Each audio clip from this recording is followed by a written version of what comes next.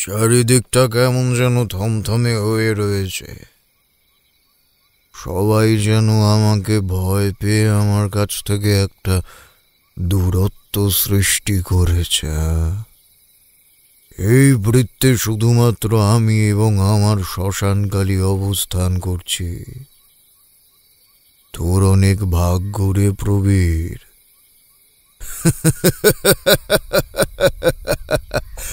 সেই জন্যই তো তুই আমার তন্ত্রের প্রত্যক্ষদর্শী হতে পারছিস।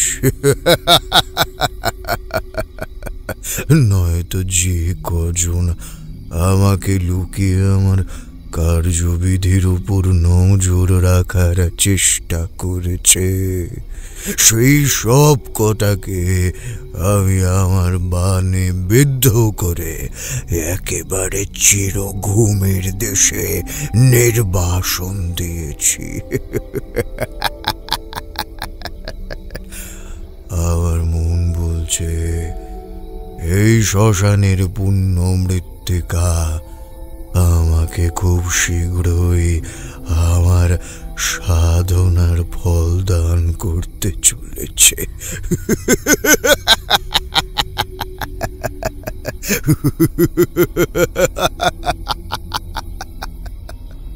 গুরুদেব, আপনার হাত পা একটু টিপে দিই। না, ওসব বাহ্য। শরীরটা বড্ড ভার হয়ে আসছে। এবার গলায় সোমরস না ঢাললে শরীরে বল পাবো না। কারণ বাড়ির গন্ধ যেন পারিজাতের সমতুল্য। আহ, কিন্তু এই একই করটিতে সুধারস পান করতে আর মন চায় না। একখানা নতুন তন্ত্র সাধনার শরীর চাই। কাশীধামে গিয়ে শেষবার যেই নরকরটি লাভ করেছিলাম, তাতে করেই এই জঙ্গটা উতরে গেল, বুঝলি? রে, ওদিকে তাকিয়ে এত কি ভাবছিস? সেই কখন থেকে কত কথা বললাম, কিছু কানে ঢুকেছে নাকি সব বৃথা গেল? এদিকে চেয়ে বল দেখি, আমার সামনে বসে কার চিন্তায় মগ্ন? কিরে হতভাগা, গুরুদেবকে জিজ্ঞাসা করছেন, তার জবাব দে। কাপালিক বাবা, অনেকদিন তো হলো এই দারিদ্র আমার আর সইছে না। এমন কিছু করুন যাতে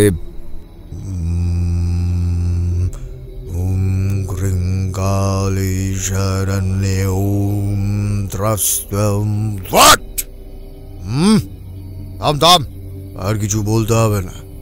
নিজ মনুষ্য শুধু সারাদিন দাও আর দাও, দাও আর দাও। তোদের তো চাহিদার গহ্বর ভরানো দায়।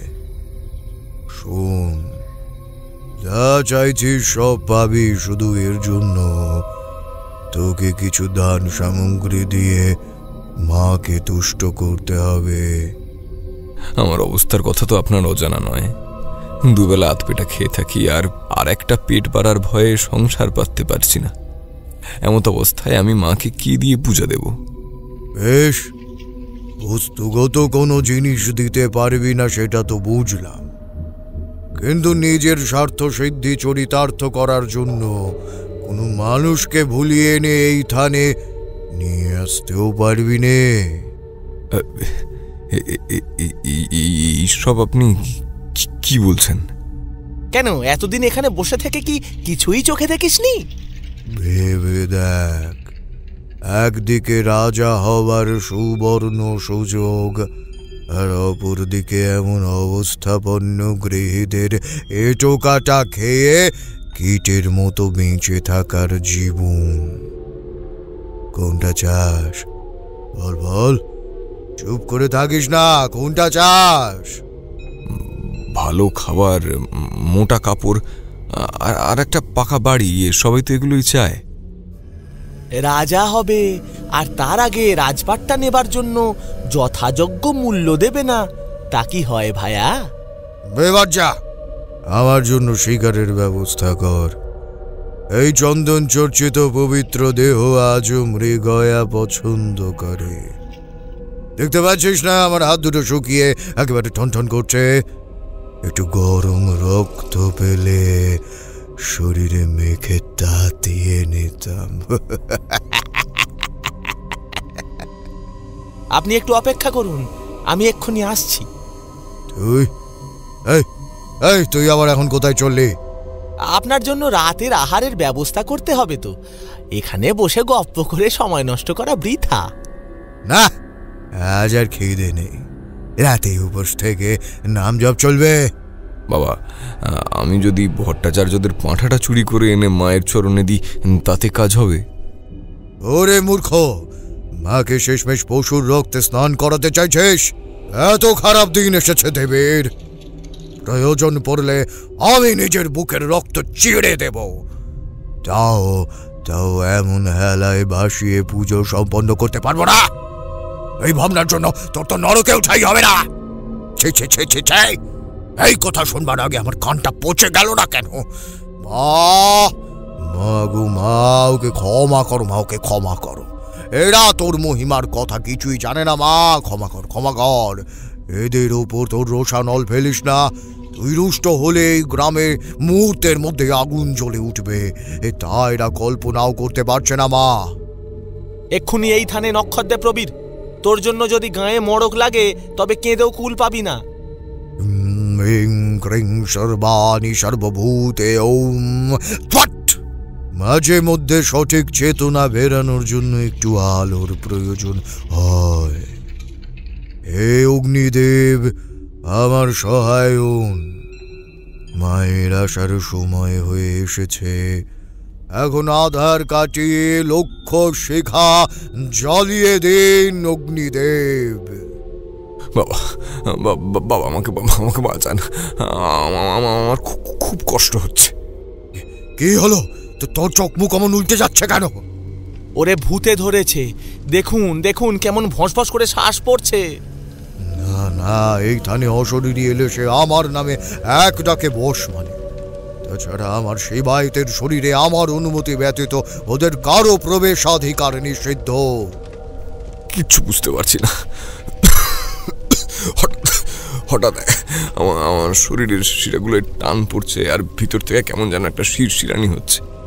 এই এদিকে উঠে আয়, উঠে আয়, আমি তোর চোখে মুখে একটু গঙ্গা জল ছিটিয়ে দিই। আমি নিজের হাতে পায়ে বল পাচ্ছি না বাবা। আমার গলাটাও কেমন যেন বুঝে আসছে।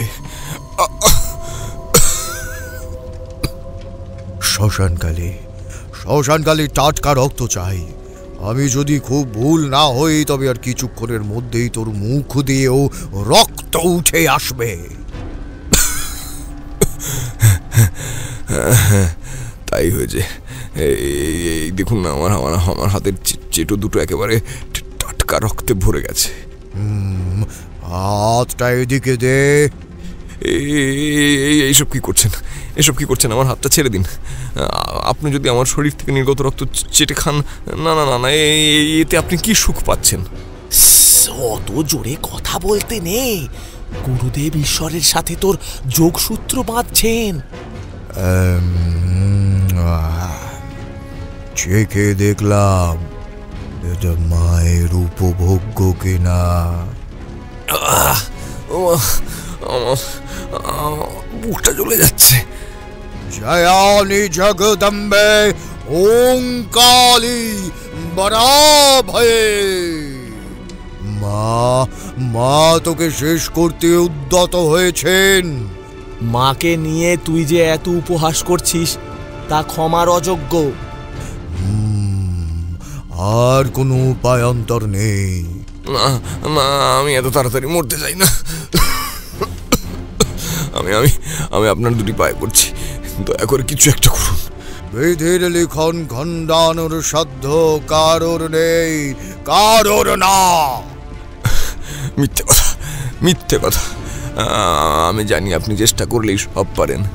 বাবা, এদিকে চোখ মেলে চান, আমি যে আপনার দাস। আমাকে এই অবস্থায় ফিরিয়ে দিতে পারবেন আপনি? এতগুলো দিন এখানে পড়ে থেকে আপনার সেবা করেছি, আর আজ এই অধমের দিক থেকে এভাবে মুখ ফিরিয়ে নিচ্ছেন। কথা বলুন বাবা, আমি কিছুতেই আপনার ধ্যান না না না না, আমি আপনাকে ধ্যানমগ্ন হতে দেব না। আগে আমাকে বাঁচার পথ বাতলে দিন। গুরুদেব, আমি ওর হয়ে আপনার কাছে ক্ষমা চাইছি। বেশ, তোদের কাকুতিতে আমি এই পাপ নিজের ঘাড়ে তুলে নিলাম। কালী কৈলাসে ওং কৃপা দৃষ্টি ধরিত্রনামায় ওম সর্বনাং সুরিধ্বত্বং। ঝিমোস না, যত ঝিমুনি দেবে তত তাড়াতাড়ি বিষ ছড়াবে। আমার কোলের উপর মাথা রাখ, রাখ। এবার চোখখানা বন্ধ কর। এই ভস্য তোর কপালে লেপে দিতেই তোর শরীরের সমস্ত শিরশিরানি নেমে যাবে। সাথে গলায় যে আঘাত পেয়েছিস, আশা করি সেই আঘাতের চিহ্ন ক্রমশ ক্ষীণ হয়ে আসবে।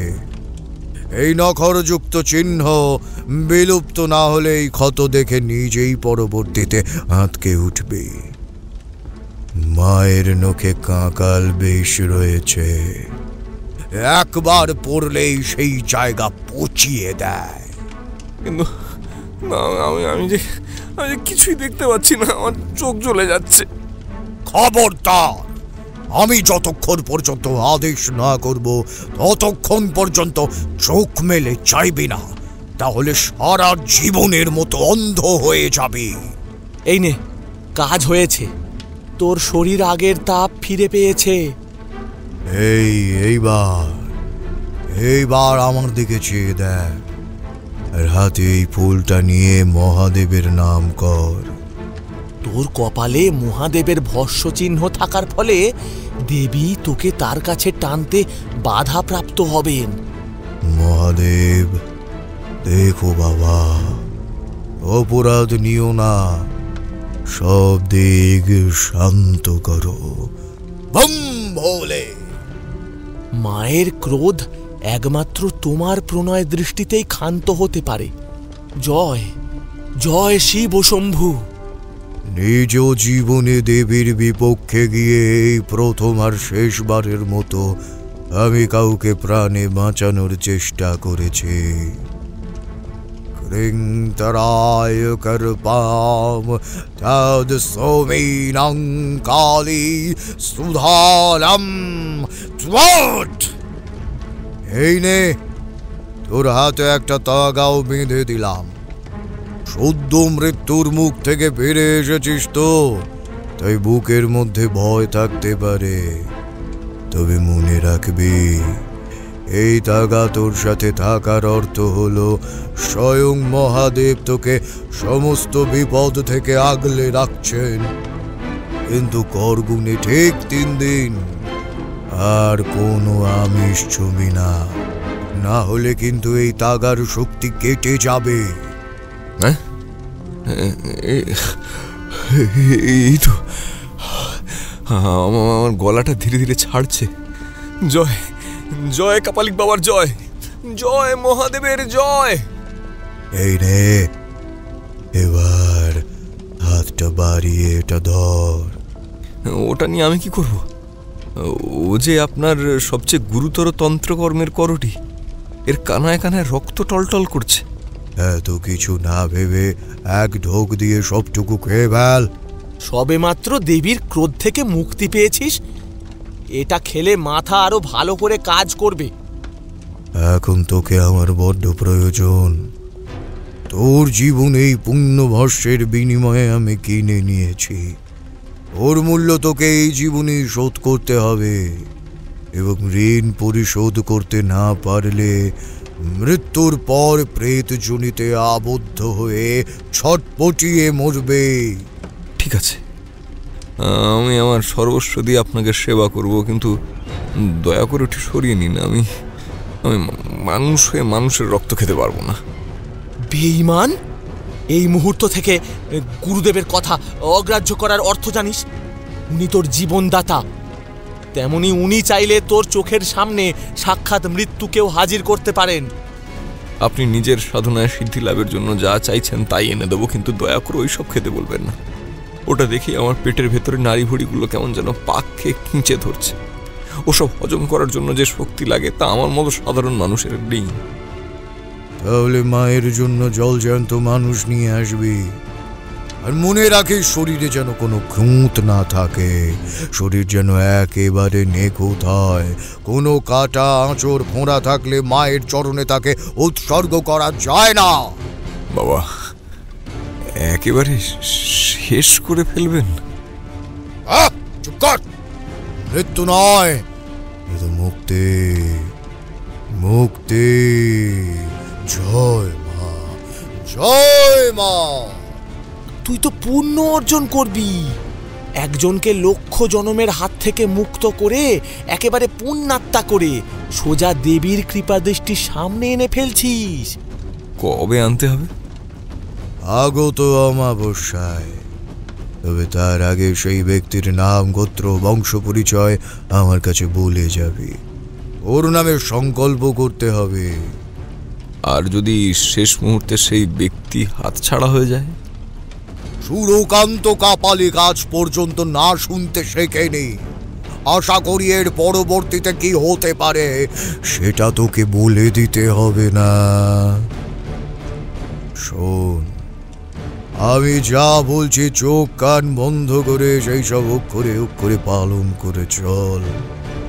তারপর তোকে এই গ্রামের সবচেয়ে ধনবান ব্যক্তিতে রূপান্তরিত করবার দায়িত্ব আমার। মহুয়াকে বিয়ে করতে চাস তো? আমি পাশে না থাকলে কন্যাপণ জোগাড় করবি কেমন করে? সানাইয়ের সুর তুলে পালকি করে নতুন বউ ঘরে তোলার বাঞ্ছা নেই? সবাই বিস্ফারিত নেত্রে মুখ হাঁ করে তাকিয়ে দেখবে তুই রাজা উজিরের মতো ঘটা করে বিয়ে করছিস, 5-5টা গ্রামের লোক ডেকে ভোজ খাওয়াবি। কিরে, খুশি নোস? হ্যাঁ, মহুয়াকে পাওয়ার জন্য আমি সব করতে রাজি। শুধুমাত্র অমাবস্যার তিথি কেন, আপনি চাইলে আগামীকালই একটা শিকার এনে হাজির করব। ওই মুখুজ্জেদের বড় ছেলেটাকে বলি করব বলে ঠিক করে রেখেছি। আজকাল ওর বড্ড বেশি বাড় বেড়েছে। গুরুজনদের মান্য করে না, ঈশ্বর অবিশ্বাস জায়গায়, এমনকি আপনাকে ভণ্ড বলে। একবার নষ্ট ছেলেপুলে সমেত মিথ্যে প্রচার চালিয়েছিল আপনার বিরুদ্ধে। নেহাতেই গাঁয়ের মানুষজন আপনাকে দেবতা জ্ঞানে পুজো করে, তাই ওদের কথায় কেউ কোনো রকম কিছু মনে করেনি। এইসব কথা এতদিন জানাসতে কেন? ওদের সাথে মিলে মজা নিচ্ছিলে? না না বাবা, আমি মায়ের নামে শপথ করে বলছি, জীবনে ওসব ছায়া মারাই নাই। কিন্তু ওই বাড়ির কর্তা ভয় দেখিয়েছিলেন, কেউ যদি ওনার ছেলের নামে আপনাকে কিছু বলে তাহলে নাকি তার গর্দান নেবেন। বটে, এবার তবে আমাকেই ব্যাপারখানা দেখতে হচ্ছে। বাপের দুটো টাকা আছে বলে ধরাকে সরা জ্ঞান করে, কিন্তু অর্থ দিয়ে তো আমার মতন সর্বত্যাগীকে কেনা যায় না। সেদিন রাস্তা কেটেছিলাম বলে আমাকে কুকুর ছাগলের মতো সকলের সামনে দাঁড় করিয়ে খরম পিটে করেছিল। এই তো, নিজের মনের ক্রোধকে জাগ্রত কর। আমি তোর হয়ে তোর অপমানের বদলা নেব। এর বদলে প্রতি অমাবস্যায় ঠিক এইভাবেই আমার জন্য শিকার ধরে আনবি। পারবি তো?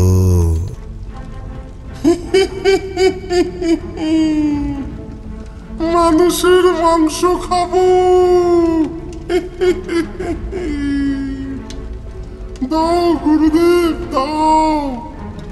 কতদিন তাজা মাংস পাইনি।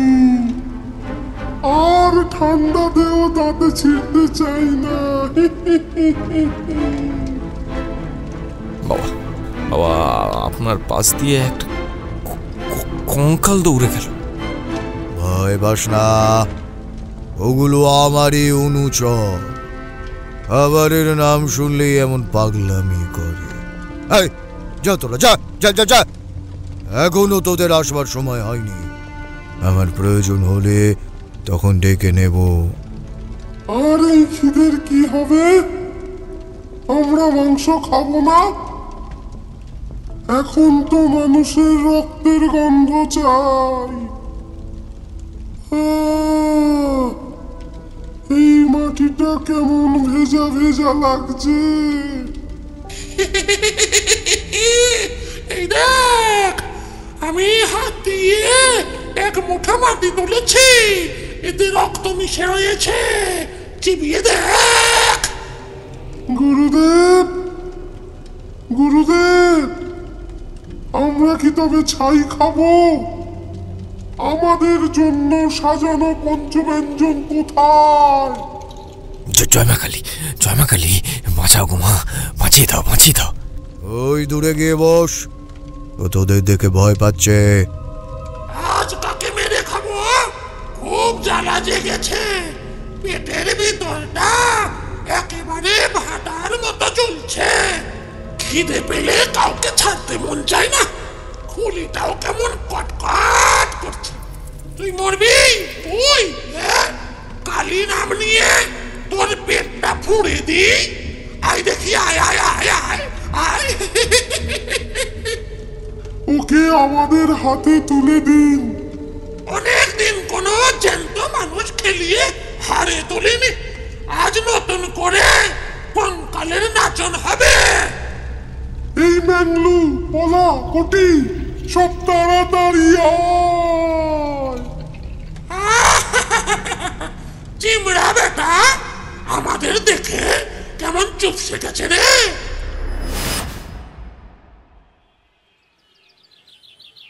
সময়টা ফাল্গুনের পড়ন্ত বেলা। আমি আর প্রতাপ হালকা একটা শীত বস্ত্র গায়ে চাপিয়ে নবরোমাঞ্চকর কাহিনীর সাথে পরিচিত হবার জন্য হেঁটে চলেছি ব্রহ্মকাল বাবার বাড়ির উদ্দেশ্যে। পথে যেতে যেতে প্রতাপ হঠাৎ আমাকে জিজ্ঞাসা করল, আচ্ছা নিখিলেশ, তুমি কখনো এমন কোনো মোহনীয় নারীকে দেখেছ যার একই অঙ্গে দুই রূপ? অর্থাৎ দিনের আলোতে সে তোমার আমার মতোই একেবারে সাধারণ ঘরের নারী, কিন্তু রাত নামলেই সে ভয়ানক হিংস্র আর দানবী হয়ে ওঠে। আমি শুনেছি গঙ্গাসাগর মেলা অনুষ্ঠিত হবার সময় নাকি ওদিক দিয়ে এরকম অনেক সন্ন্যাসীর দেখা পাওয়া যায়, যারা আমাদের মোটা চোখে ধরা দিলেও নিমেষের মধ্যেই নিজেদের ইচ্ছে মতো উধাও হয়ে যাওয়ার ক্ষমতা রাখেন। প্রতাপের মুখে এমন একটি প্রশ্ন শুনে প্রথমটায় হকচকিয়ে গেলেও পরক্ষণেই নিজেকে সামলে নিয়ে বলি, এরূপ বেশভূষা পরিবর্তনের পরিপূর্ণ দক্ষতা সাধারণত অশরীরী জগতের অবয়ব এবং ঈশ্বরের দূতের কাছেই থাকা সম্ভব, তবে বাস্তবে আমার অন্তত এমন কারোর সাথে কখনো দেখা সাক্ষাৎ হয়নি। তোমার কি মনে হয় এমন কোন অস্তিত্বের সাথে যদি কেউ কোনো রকম ঘনিষ্ঠ সম্পর্ক করতে চায়, তাহলে সেটা জাগতিক ক্ষেত্রে উচিত নাকি অনুচিত? দেখো, সত্য মিথ্যা বা ন্যায় নীতি ভাবধারা এই সব কিছুই বড় আপেক্ষিক। এমনকি ব্যক্তিবিশেষে তা এমন যুক্তিসঙ্গত হয়ে ওঠে যে প্রত্যেকের কাছে এগুলো ভিন্ন রূপে ধরা দেয়। না না, তোমার কাছে এসব নিয়ে আমি কোনো ভাসমান যুক্তির কথা শুনতে চাইনি। ওই দেখো, কথা বলতে বলতে ঠাকুরমশাইয়ের বাড়ির কাছাকাছি চলে এসেছে। তুমি বরং প্রশ্নটা ওনার জন্যই তুলে রাখো। আমি নিশ্চিত তোমার অমোঘ কৌতূহল উনি ছাড়া আর কেউ নিবারণ করতে পারবেন না।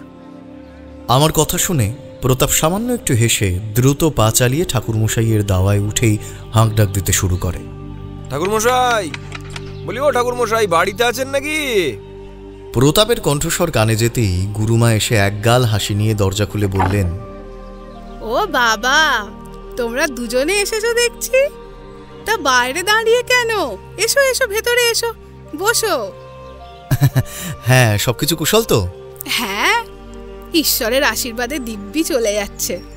ও কুসুম, ভিতরে গিয়ে তোর বাবাকে একটু ডেকে দে। আমাকে আর ডাকতে যেতে হবে না, আমি তো এতক্ষণ ধরে ওদেরই আসার অপেক্ষা করছিলাম। ঠাকুরমশাই, আমরা কিন্তু আজ আপনার কাছে একটা গুরুগম্ভীর প্রশ্ন নিয়ে এসেছি। তা বেশ তো, এসব কথা একেবারে চেপে রাখতে নেই, বলে ফেলো কি জানতে চাও। কোনো অশরীরীর অস্তিত্ব অথবা ঐশ্বরিক ছায়া যে নিজে থেকে মনুষ্য জগতের সঙ্গে কোনো যোগাযোগ স্থাপন করতে চাইছে, এমন কারো সাথে যদি ইহলোকের কোনো পবিত্র ব্যক্তির সত্যি জটিলতামুক্ত কোনো সম্পর্ক স্থাপিত হয়, তবে সেটা ধর্মের দিক থেকে উচিত নাকি অনুচিত? প্রতাপের প্রশ্নটা শুনে ঠাকুরমশাইয়ের কপালে চিন্তার বলিরেখা দেখা দিল, আর সেই সঙ্গে উনি বেশ কিছুক্ষণ চোখ বন্ধ করে কি যেন ভাবতে শুরু করলেন।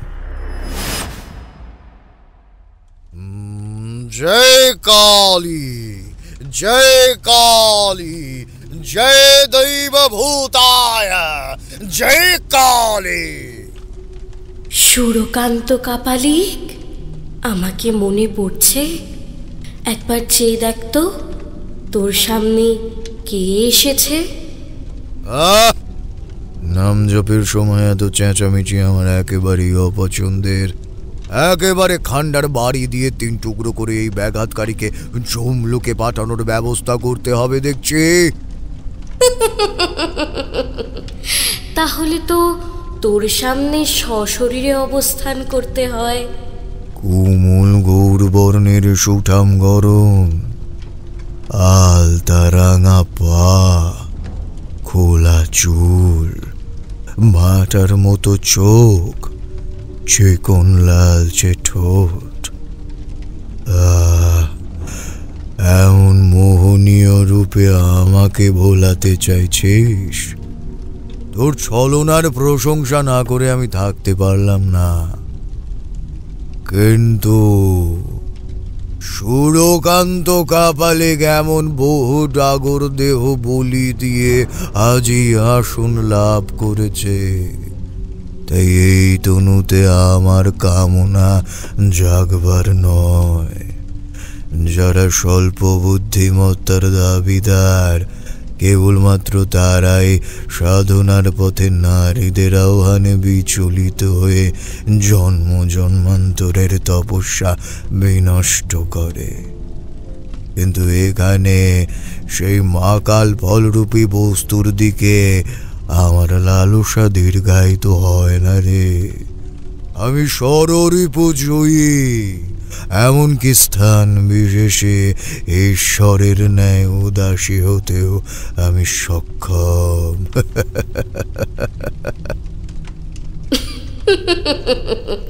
তাই নাকি? কিন্তু পিশাচিনীর কটিবন্ধ ছেড়ে এই রূপের রূপান্তর এককালে আমার জন্য অসম্ভব লজ্জাজনক ছিল। সেই সমস্ত দৃষ্টান্তমূলক ঘটনার কিছু কি মনে পড়ছে কাপালিক বাবা? পূর্বে যা কিছু ঘটেছে ওসব ভুলে যা। আমি অতীত আঁকড়ে পড়ে থাকা পছন্দ করি না। তাছাড়া আজকে তো তোর এখানে আসার কথা ছিল না। কে পাঠিয়েছে তোকে? নতুন করে কোনো অভিসন্ধি পেতেছিস? মহুয়া সুন্দরী কারো দাসী নয়, সে নিজের গতিবিধি নিজেই নির্ধারণ করে। তাহলে আমার সাধনার সময় এখানে উপস্থিত হয়ে এমন বিঘ্ন ঘটানোর কারণ কে? ইহলোকের বাসিন্দা না হয়েও শুধুমাত্র তোর কথায় আমাকে প্রতিনিয়ত এক তুচ্ছ মনুষ্যের মন জয় করে চলতে হচ্ছে।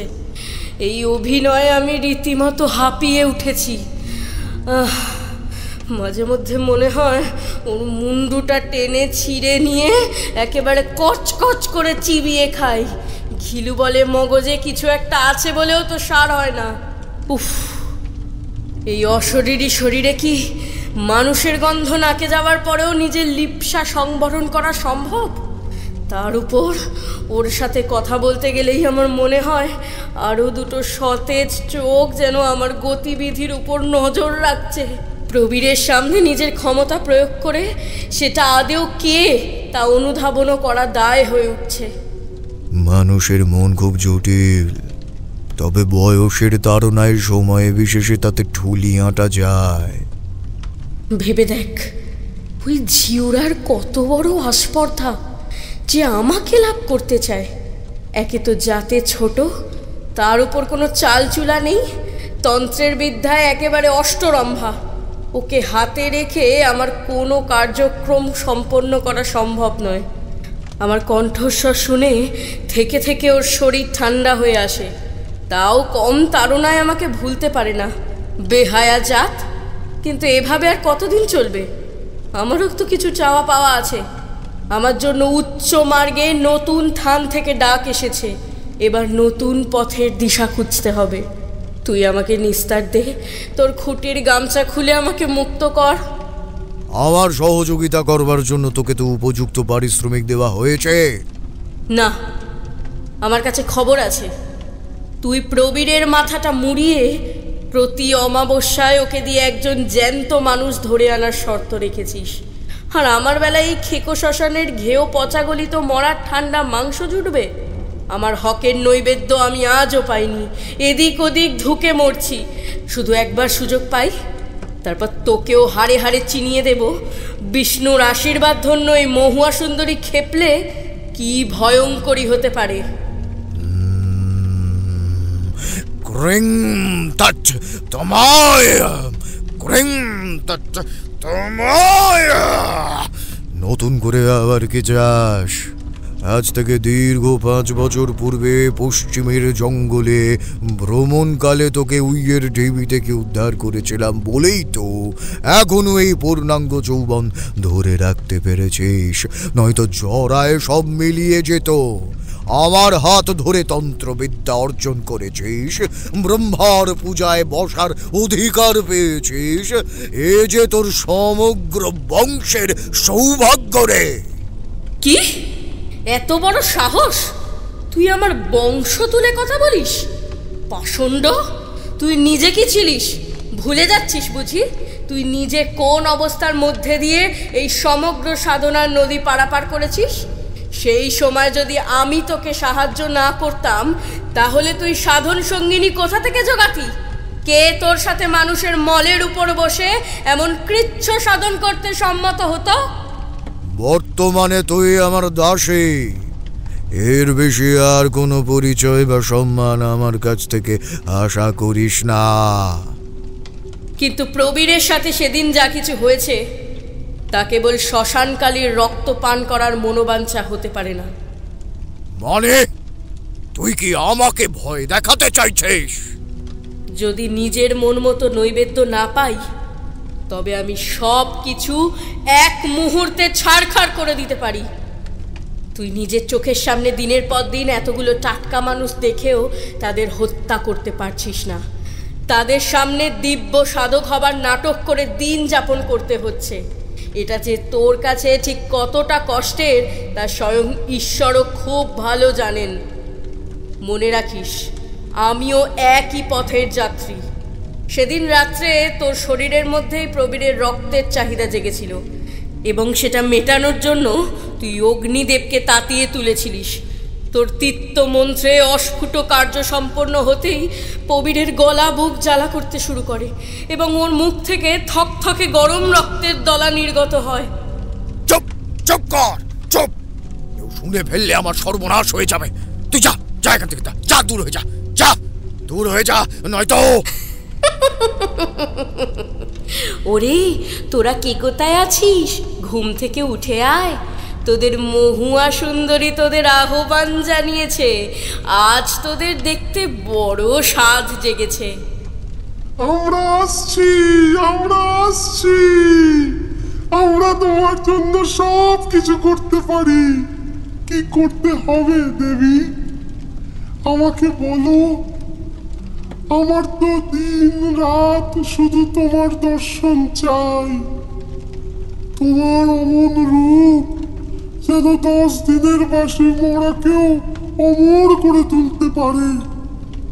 রাতের অন্ধকারে তুমি যেখানে অবস্থান করো সেখানে ফুলের সুগন্ধি ছড়িয়ে যায়। সমস্ত প্রেত জগৎ তোমার ওই অপূর্ব রূপের ছটায় জেগে ওঠে। কি হলো সুরকান্ত?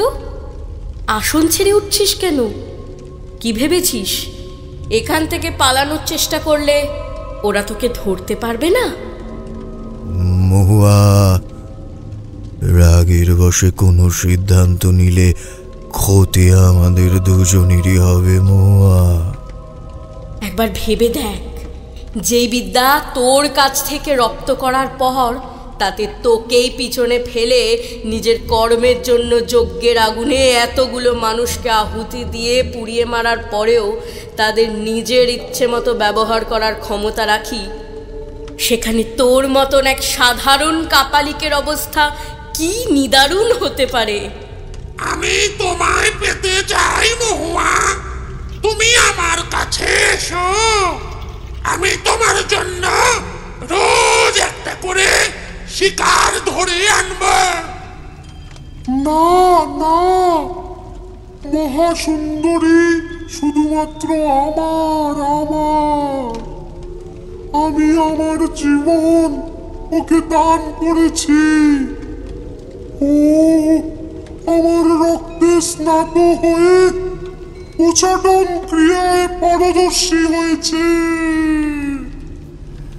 আমিও তো তোমাদের সঙ্গে অশরীরী জগতে বিচরণ করতে চাই, কিন্তু সুরকান্ত কাপালিক আমাকে সেখানে পৌঁছতে দিচ্ছে কই? প্রবীরের গলা চিরে যদি ওকে তোমাদের পথ থেকে সরিয়ে ফেলতে পারো, তাহলে আমি তোমাদের দুজনের মধ্যে যে কোনো একজনকে আমার সঙ্গী হিসেবে বেছে নেব। না, ওকে এখন আমার কাছে লাগিয়েছি, এই অন্যায় হতে দিস না। আমি পারবো, আমি পারবো। প্রবীর মরবে, প্রবীর মরবে। ওকে প্রথম দেখাতেই আমার ওর রক্তাক্ত মাংস খেতে মন চেয়েছিল। কি সরেস বুক, থলথলে পেট, একেবারে নধর কান্তি। না না না না না না না না না, আমি নিজে গিয়ে ওকে হত্যা করব, তারপর ওর দেহটা শূন্যে তুলে কাকেদের খাওয়াবো। কাকেরা কাকেরা ঠুকরে ঠুকরে ওর চোখ দুটো খোপড়া করে ফেলবে। সুরকান্ত কাপালিকের চোখ দুটো আমার বড্ড প্রিয়। যদি ওগুলো আমার হাতের মুঠোয় পেতাম। ওর এত তাড়াতাড়ি মরণ নেই। নিজেদের মধ্যে এই কামড়া কামড়ি বন্ধ কর। তোদের ওপর মায়ার জাল বিস্তার করছে, ওর কথাই বলিস না। না, মহুয়া পিশাচিনী প্রতিজ্ঞাবদ্ধ হলে সেই প্রতিজ্ঞার শেষ মুহূর্ত পর্যন্ত রক্ষা করতে জানে। আমাকে চটিয়ে দেওয়ার মতো ভুল করিস না সুরকান্ত। বেশ, বল কিসের ভাগ চাস? প্রতি রাতে ওই বাদাবনের কাছে আমি বিশ্রাম নিতে যাই। এবার থেকে শয়নের পূর্বে আমি যদি সেখানে নরকরটির মতো টাটকা রক্ত না পাই, তাহলে আমার আসল রূপ সকলের সামনে প্রকট হবে, এবং সেই সময় শুধুমাত্র প্রবীর নয়, এই গ্রামের সকলে জানতে পারবে সুরকান্ত কাপালিক এক মোহনীয় পিশাচিনীকে তার তন্ত্রক্রিয়ায় আবদ্ধ করে এই গ্রামের সর্বনাশ ঘনিয়ে আনতে চাইছে।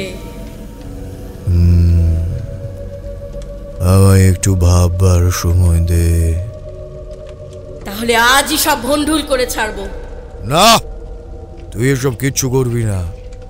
তোর যা লাগে সব আমি যোগাবো, কিন্তু সাধনার অন্তিম ধাপে এসে যোগ ক্রিয়া পণ্ড হতে দেব না আমি। আগত অমাবস্যায় এই থানে রাত 1টার সময় তোকে উপস্থিত থাকতে হবে। রাত 12টার সময় বলি সম্পন্ন হবে, আর 1টার সময় তোকে সেই মাংস অর্পণ করব, বুঝেছিস? বেশ, আজ তবে আমি চললাম। খুব শীঘ্রই তোর সাথে আমার দেখা হবে। আমাদেরকে তোমার সাথে নাও দেবী, আমরা তোমাকে ছাড়া বড় অসহায়। ওই কাপালিকের ডাক ছিন্ন করে আমার পিছু এসো। স্বয়ং বিষ্ণুদেব নিজ হস্তে আমাকে ধৈর্য সহকারে সৃষ্টি করেছিলেন। সেই রূপকায় যে এত মাধুর্য, তাই ধরাধামের সকলে একদিন ঠিক টের পাবে। আর সেই সঙ্গে যার জন্য আমার জীবন থেকে এতগুলো সুখের বছর নষ্ট হয়েছে, তাকে আমি লক্ষজনীর জন্ম পার করিয়ে তারপর ক্ষান্ত হব। তোর কার্য সম্পন্ন হয়ে গেলে এবার এখান থেকে আসতে পারিস।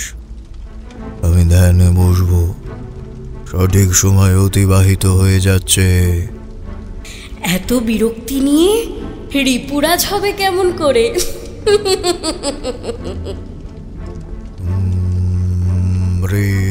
তটে ওম শূন্যং ওম বিশাচম ওম বিশাচম। এই তোরাও যা, শত্রুর শেষ রাখতে নেই। কেউ কারো ভালো দেখতে পারে না। মহুয়া পিশাচিনী, নিজের প্রয়োজনের কারণে আমি যদি তোকে পাঁক থেকে উদ্ধার করে অভিশাপ কাটিয়ে পুনর্জীবন দান করতে পারি, তবে পুনরায় আমি সেইখানে তোকে আবার আবদ্ধ করতে পারি। এই খুঁটি সমেত তোকে এমন জায়গায় নির্বাসন দেব যার কেউ কখনো তোর নাম শুনলেও ঘৃণায় থুতু ফেলতে বাধ্য হবে। দৈহিক সৌন্দর্য নিয়ে তোর এত অহংকার আমি আগুনে দগ্ধ করে ছাড়ব। আজ থেকে শুরু হবে অগ্নিদেবের তপস্যা। দেবতা সহায় হলে উনি নিজের শিখায় তোকে জর্জরিত করে একেবারে মুষড়ে ছিঁড়ে ফেলবেন। আগুনে পোড়া রূপসী নিশ্চয়ই জগৎ মাতাতে সক্ষম নয়।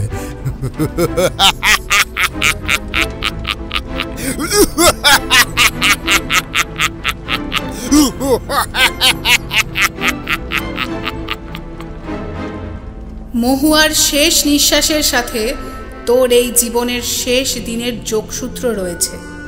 এই বন্ধন ছিন্ন করার অর্থ কালীধাম প্রাপ্তি। আমায় পোড়া মাংসের ভোগ দিবি না?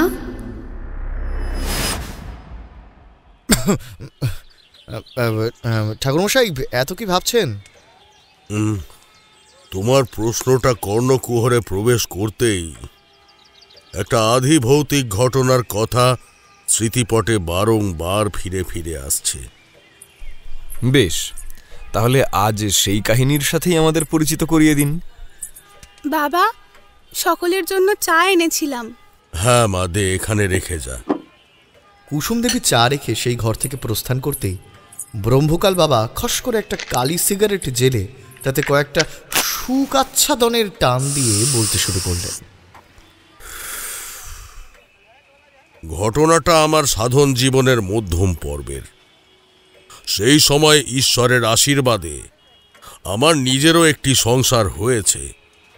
তবে তার ঠিক কয়েক মাস পূর্বে আমার নিকটস্থ একজন বৃদ্ধ স্থানীয় সাধক দেহ রাখার ফলে কোনো কিছুতেই নতুন করে শান্তি খুঁজে পাচ্ছিলাম না। সব সময় তার ভাবনায় মন যেন একেবারে আচ্ছন্ন হয়ে পড়েছিল।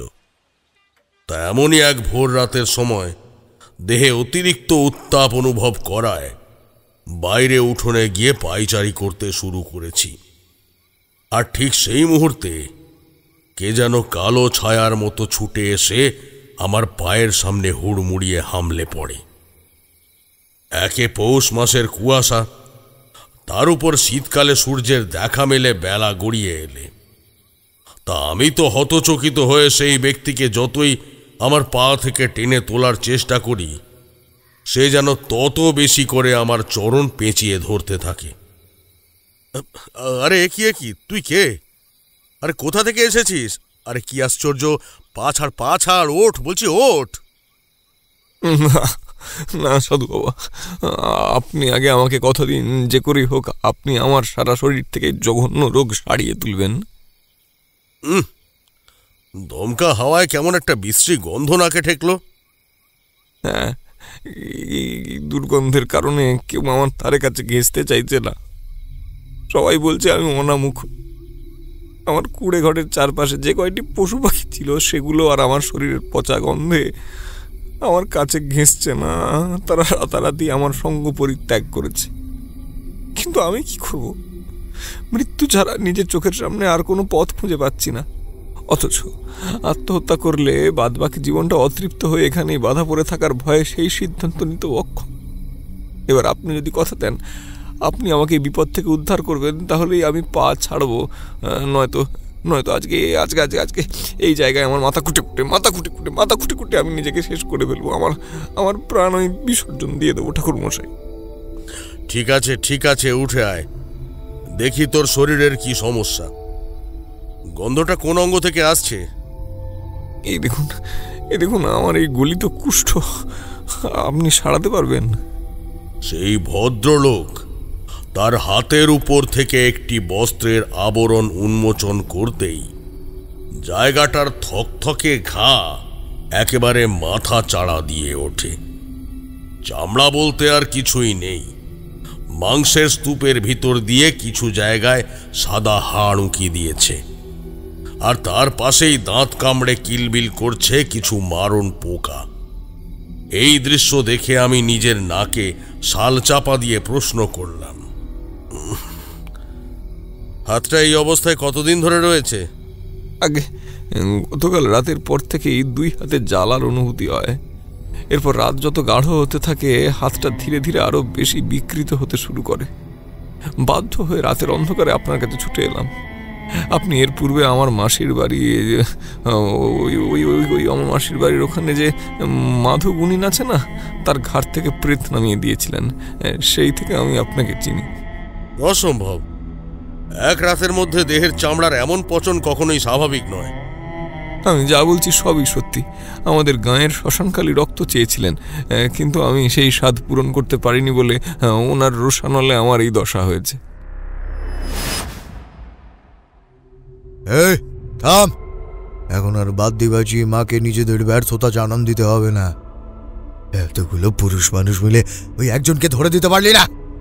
তোরা আবার করবি মায়ের নামে যজ্ঞ? আমার ঘৃণা হয় এটা ভাবতে যে মা স্বয়ং তোদের মঙ্গলের জন্য আমাকে এই গাঁয়ে পাঠিয়েছিল।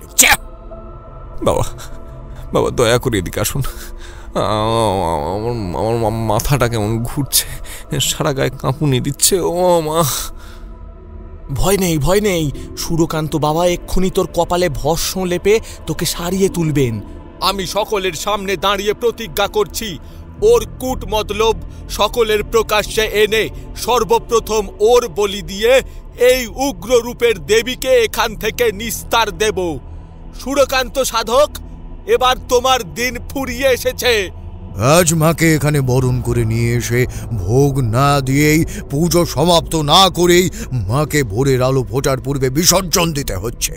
এর ফল তোদের সবাইকে ভোগ করতে হবে, সবাইকে। ওই আবছা অন্ধকারেও ভদ্রলোকের ভয়ার্ত ঘর্মে সিক্ত চোখ মুখের অবস্থা দেখে তার প্রতি আমার করুণাই হল।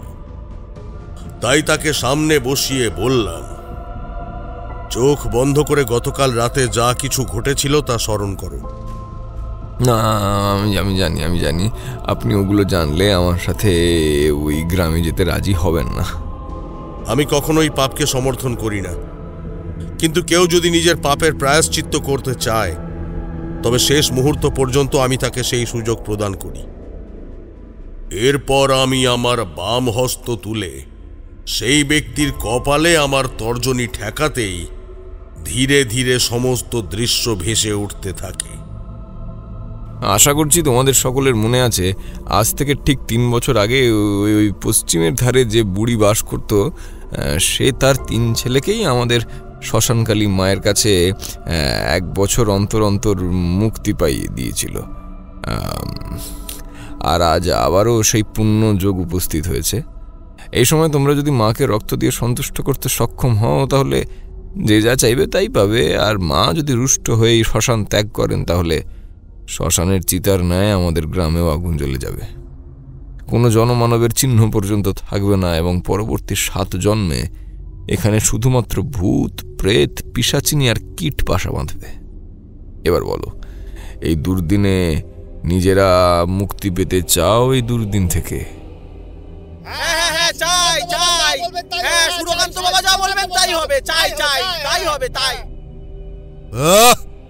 শান্ত, আমি সবকিছু নির্ধারণ করে দেখলাম।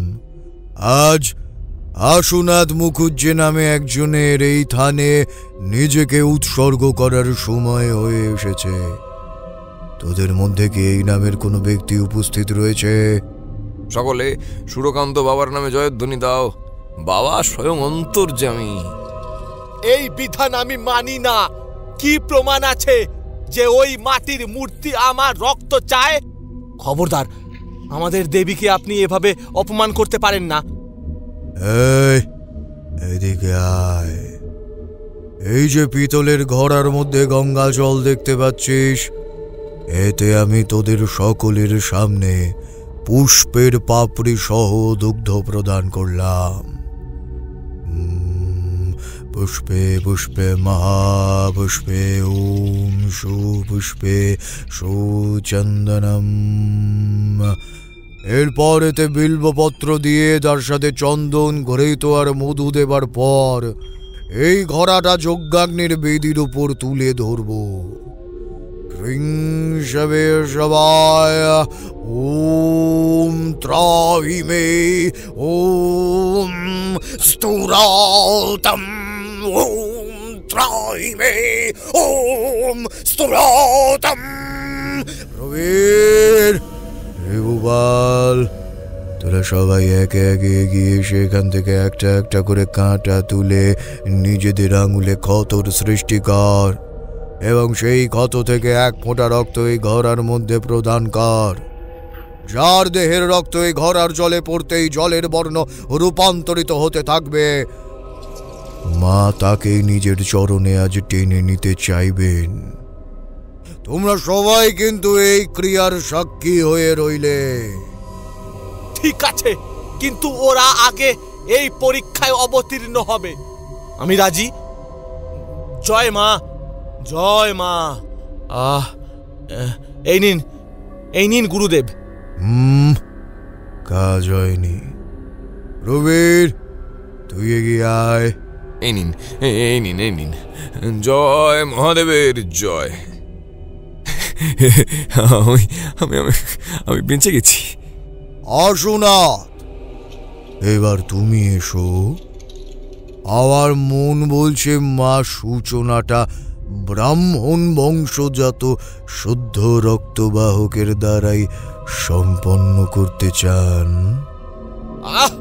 জয় কালী। বাবা, ওই দেখুন, তরলের বর্ণ পুরোপুরি পরিবর্তন হয়ে গেছে। আশা করি এবার আর অবিশ্বাসের জায়গা নেই। প্রবীর, খড়গ তুলে নাও। না, এ হতে পারে না। এগুলো মিথ্যে বুজরুকি। পিতা, আপনি অন্তত আমাকে বাঁচান। তোমরা কেউ ওর কথা বিশ্বাস করো না। আমাকে ছেড়ে দাও। ছেড়ে দাও। ও ভণ্ড। বাঁচতে চাইলে ওকে এখান থেকে ঘাড় ধাক্কা দিয়ে দূর করে দাও।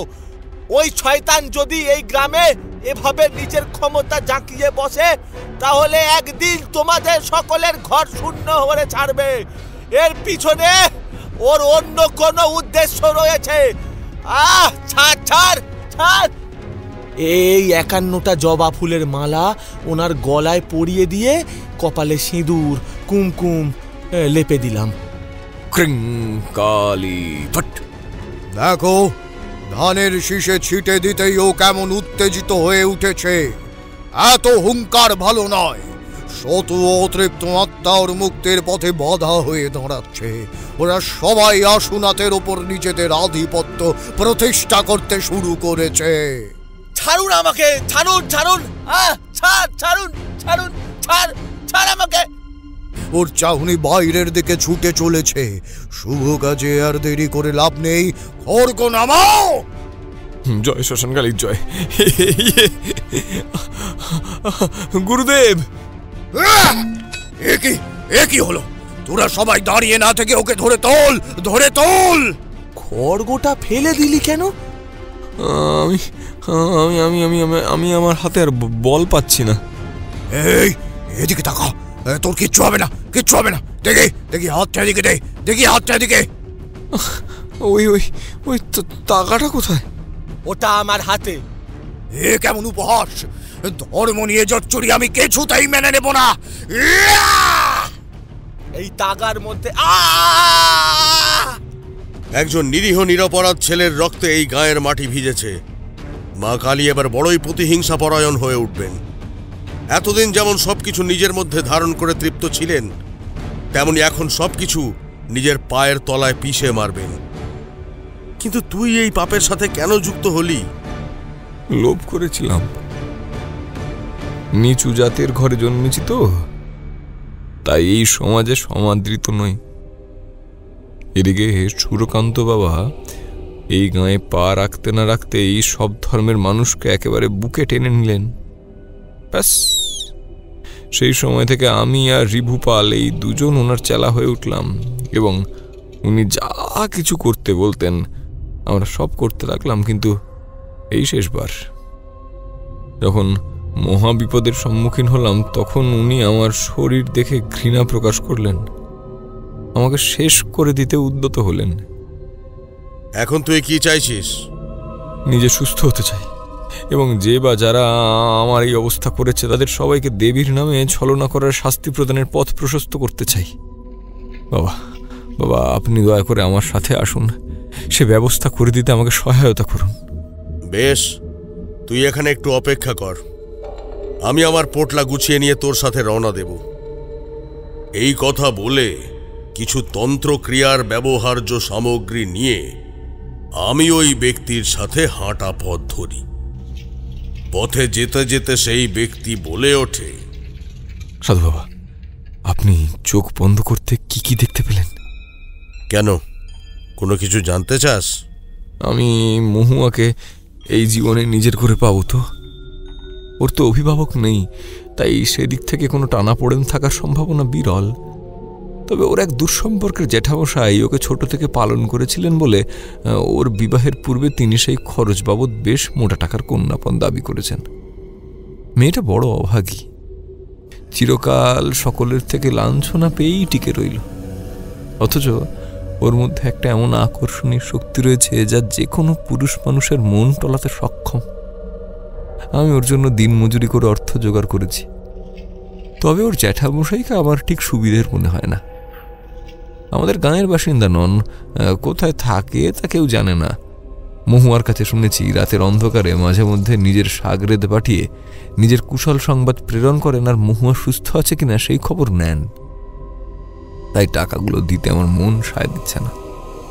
যতই হোক, মানুষের মন তো, পাল্টি খেতে বেশি সময় লাগবে না। তার উপর আমাদের সম্পর্কের কথাটা সুরকান্ত বাবাই সবচেয়ে ভালো করে টের পেয়েছিলেন। এখন ভয় হচ্ছে উনি যদি আমার উপর প্রতিশোধ নিতে না পেরে মহুয়ার কোনো ক্ষতি করে ফেলেন। চিন্তা করিস না, আমি একবার ওই গায়ে পদার্পণ করলে এসব কিছু ঘটার সুযোগ দেব না। এরপর আর কোনো কথাবার্তা হয়নি।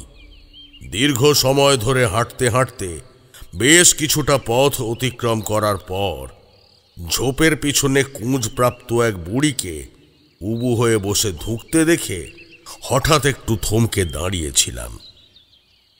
সাধু বাবা, ওদিকে উঁকি দিয়ে কি দেখছেন? আমাদের কিন্তু সন্ধ্যের পূর্বে গাঁয়ে পৌঁছতে হবে, তাড়াতাড়ি দিকে আসুন। বুড়িমা, ও বুড়িমা, আমার কথা শুনতে পাচ্ছ? এভাবে রাস্তার ধারে ময়লা স্তূপ আগলে বসে আছো কেন? ঝোপের মধ্যে বিষাক্ত পোকামাকড়ও তো থাকতে পারে, উঠে এসো।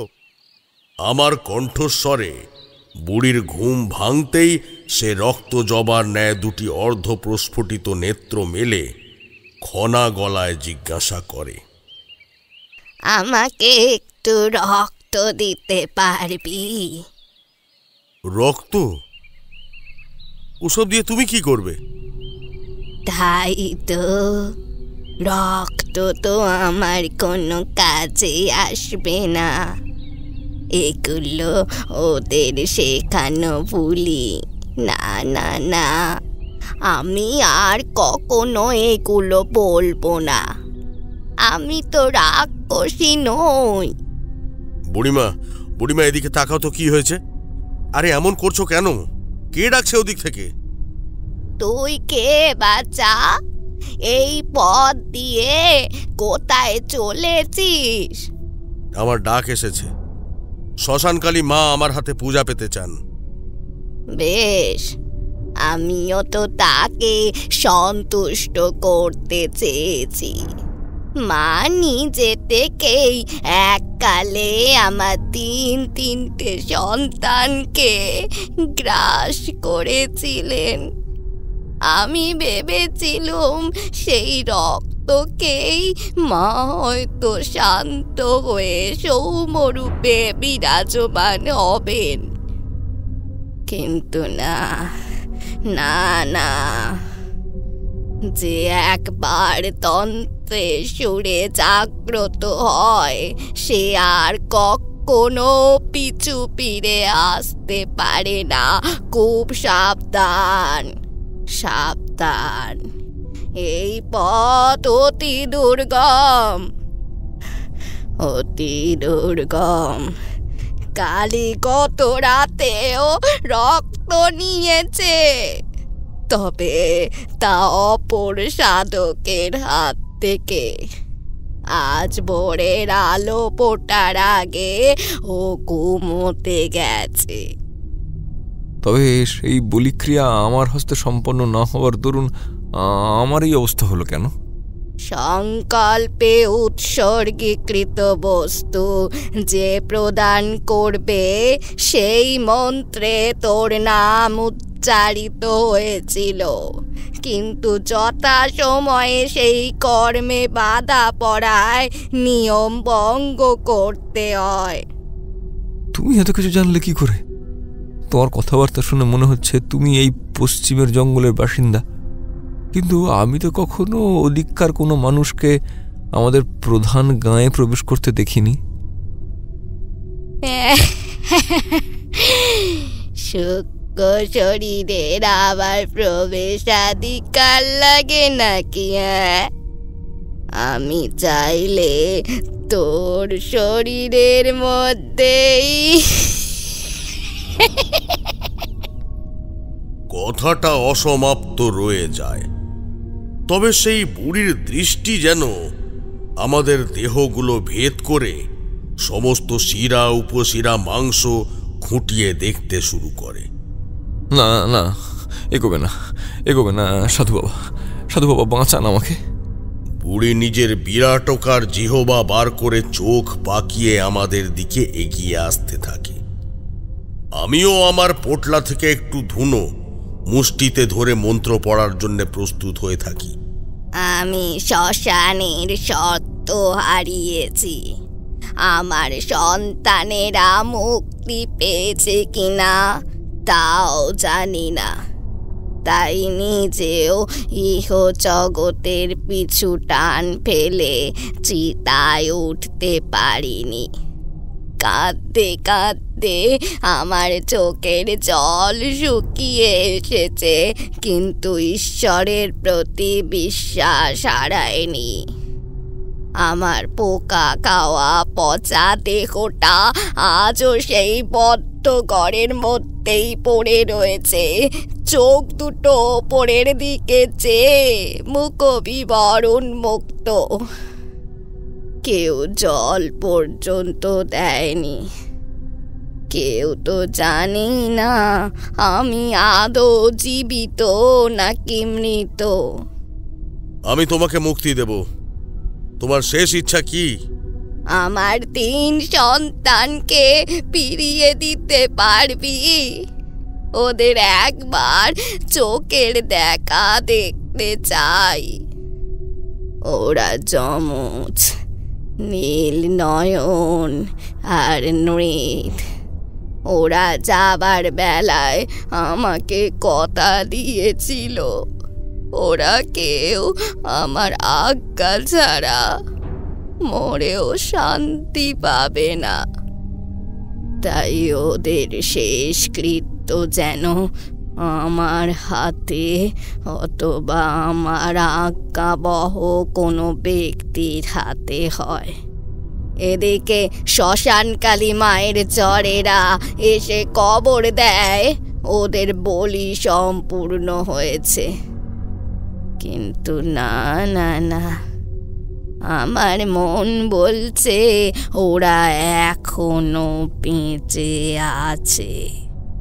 বেশ, তবে যতদিন না পর্যন্ত আমি ওদের সন্ধান পাচ্ছি ততদিন পর্যন্ত নিজের লোভ সংবরণ করো। আর যদি তার অন্যথা হয়,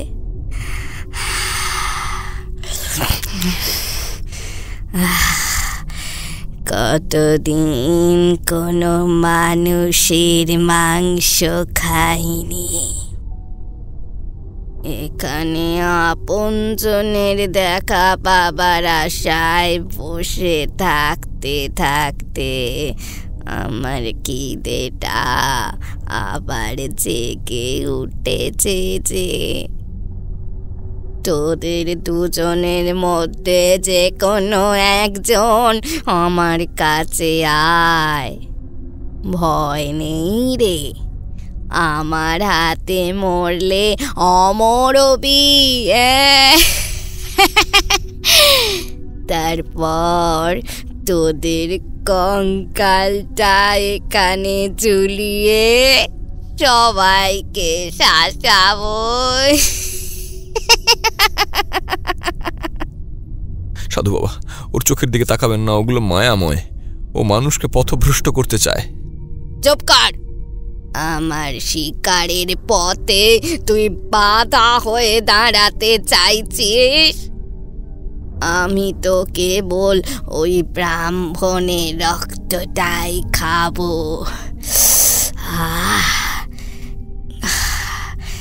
অনেক পুণ্য হবে আমার। যা, চলে যা, পালা পালা বলছি। ওম কালীশরণ্যে ওম ক্রিয়াম ভট্ট।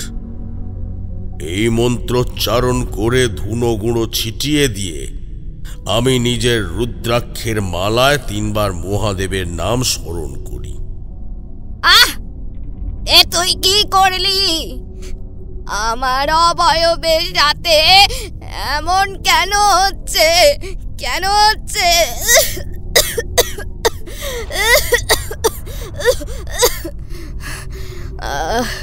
পারছি না। মা কালী রক্ষা করো আমায়, খুব কষ্ট।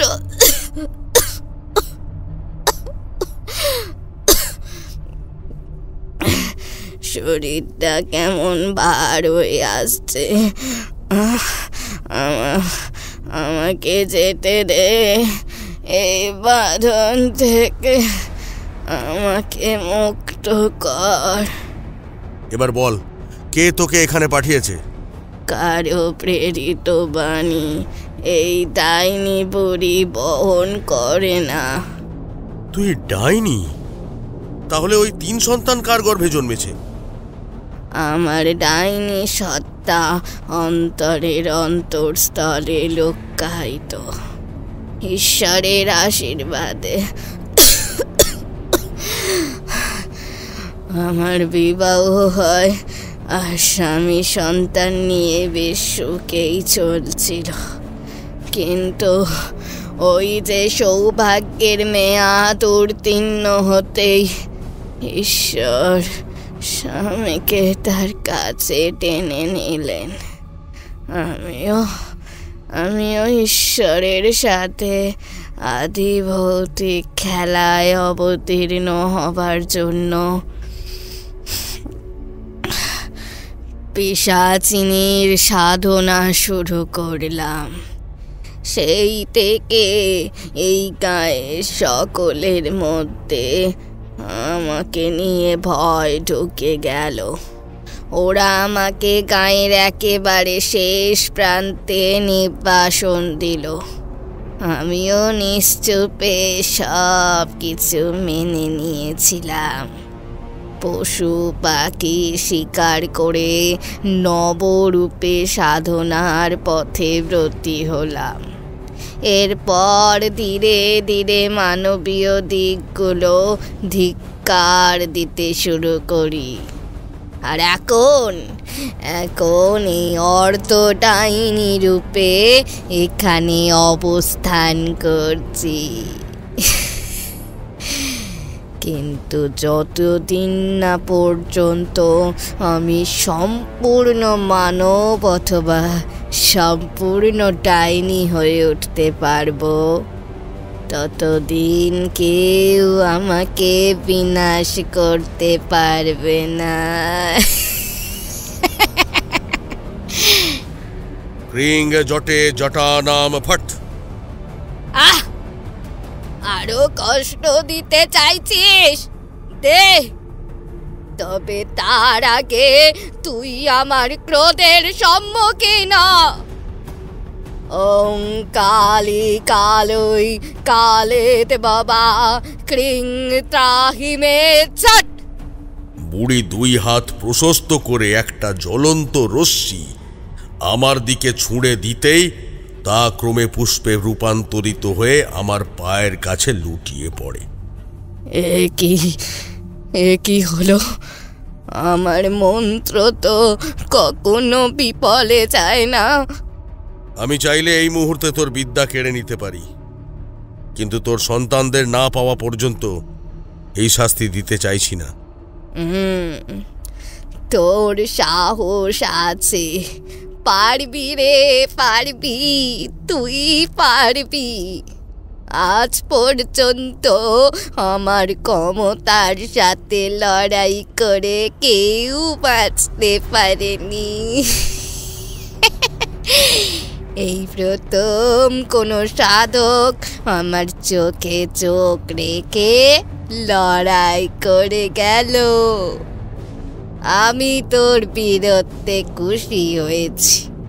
দাঁড়া, তোর জন্য আমার কাছে কিছু রয়েছে, দাঁড়া দাঁড়া। এই কথা বলে বুড়ি নিজের আঁচলের গিঁট খুলে একটা কালচে পাথুরে বস্তু আমার সামনে তুলে ধরে। এই নে, এই মাটির ঢেলাটা তোর কাছে রাখ। জানি জানি এখন এটা জঞ্জাল বলে মনে হচ্ছে তো, তবে এর মধ্যে যে কত ক্ষমতা রয়েছে সেটা বিপদে পড়লে তবে টের পাবি, বুঝলি? যথাজ্ঞা, চললাম বুড়িমা। যদি ভাগ্যে থাকে তবে আবার তোর সাথে দেখা হবে। জয় কালী জয়। বম ফট। শোন, আর কেউ ডাকলেও পিছন ফিরে তাকাবি না, বুঝেছিস? এমনকি আমি ডাকলেও না। এই কথার অর্থ যে কি হতে পারে তা আমার অজ্ঞাত নয়, তাই ঘাড় নেড়ে সম্মতি জানিয়ে সেখান থেকে প্রস্থান করি। এরপর আরো অর্ধপ্রহরের পথ অতিক্রান্ত হয়ে সেই খেঁকো গাঁয়ের জমিতে পদার্পণ করতেই পিছন থেকে একটা ডাক শুনতে পাই। এই প্রবীর, এই প্রবীর, দাঁড়া! যাস না রে। সেই সকাল থেকে তোকে খুঁজে চলেছি। গাঁয়ের কাউকে কিছু না জানিয়ে কোথায় চলে গিয়েছিলি? কেন, আমাকে আবার কার প্রয়োজন পড়লো? মায়ের বিসর্জন হয়েছে। আজ সকলকে চিঁড়ে, গুড়, দুধ, দই, মিষ্টি মাখিয়ে প্রসাদ দিতে হবে তো। সেসব তো তোরা করবি। আমার হাতে যে কুষ্ঠ হয়েছে। আমি তো কাউকে অবহেলা করতে পারি না। এদিকে আয়, যা ভুল বুঝাবুঝি হয়েছে সব মিটিয়ে নে। আজকের প্রসাদ তোর হাতেই বিতরণ হবে। আমি বুঝতে পেরেছি মা এত সহজে নিচু জাতের পুজো স্বীকার করবেন না। তাই গত রাতে তুই খড়গ তুলে ধরতেই তোর হাতের এই বেহাল দশা হয়েছে। কিন্তু আমিও পণ করেছি মাকে তোর হাতের উৎসর্গীকৃত নৈবেদ্য খাইয়েই ছাড়ব। আয় আয়, আমার সাথে আয়। সেই সাধক প্রবীরের গলিত হস্ত ধরে টান মারতেই একটা কট করে শব্দ হয়। আর পারছি না, মা গো। কি হলো, হাড়ে লাগলো বুঝি? গুরুদেব, আমি বলি কি, এভাবে কষ্ট পেয়ে বেঁচে থাকার চেয়ে ওই একটা হাত আমরা কেটে রাখি। না, ওকে কেউ স্পর্শ করবি না। এই থামুন তো, আপনি কে হে? তাই তো, আপনাকে তো এর আগে এই গায়ে কখনো দেখিনি। ওনাকে আমি এখানে নিয়ে এসেছি আমার রক্ষা কবচ হিসেবে। প্রবীর, আমার সন্দেহ যদি সত্যি হয়। হ্যাঁ, আপনি ঠিকই ধরেছেন, ইনি সেই ব্রহ্মকাল তান্ত্রিক। এবার আপনার সময় ফুরিয়ে এসেছে কাপালিক বাবা। আশুনাথের তাগা জড়িত হস্ত নিজের কাছে রেখে শেষবারের মতন যার বলি নিতে চাইছেন নিয়ে নিন। কারণ আগত অমাবস্যার পূর্বেই আপনার থানে আগুন জ্বলবে। প্রবীর, রাতারাতি বড় বাড় বেড়েছিস দেখছি। ভুলে যাস না, এই গুরুদেবী তোর নবজীবনদাতা। ঈশ্বর যাকে রক্ষা করতে চান তাকে শেষ করার সাধ্য কারও নেই। এখনো কিন্তু মহুয়াকে সঙ্গিনী রূপে হস্তগত করতে পারিস নি। সেই ব্যবস্থা আমি নিজেই করে নেব। এটা দেখ তো, চিনতে পারছিস? এইটা আপনি কোথায় পেলেন? না, এইটা দিয়ে তো মহুয়া কেশসজ্জা করে। এবার যেই সাধককে সঙ্গে করে নিয়ে এসেছিস তাকে কাজে লাগিয়ে আমাদের হাত থেকে মহুয়াকে উদ্ধার করে দেখা। ওই নারীকে আমি এমন বান মারবো যে একেবারে 7 জনমের বাঁজা হয়ে থাকবে।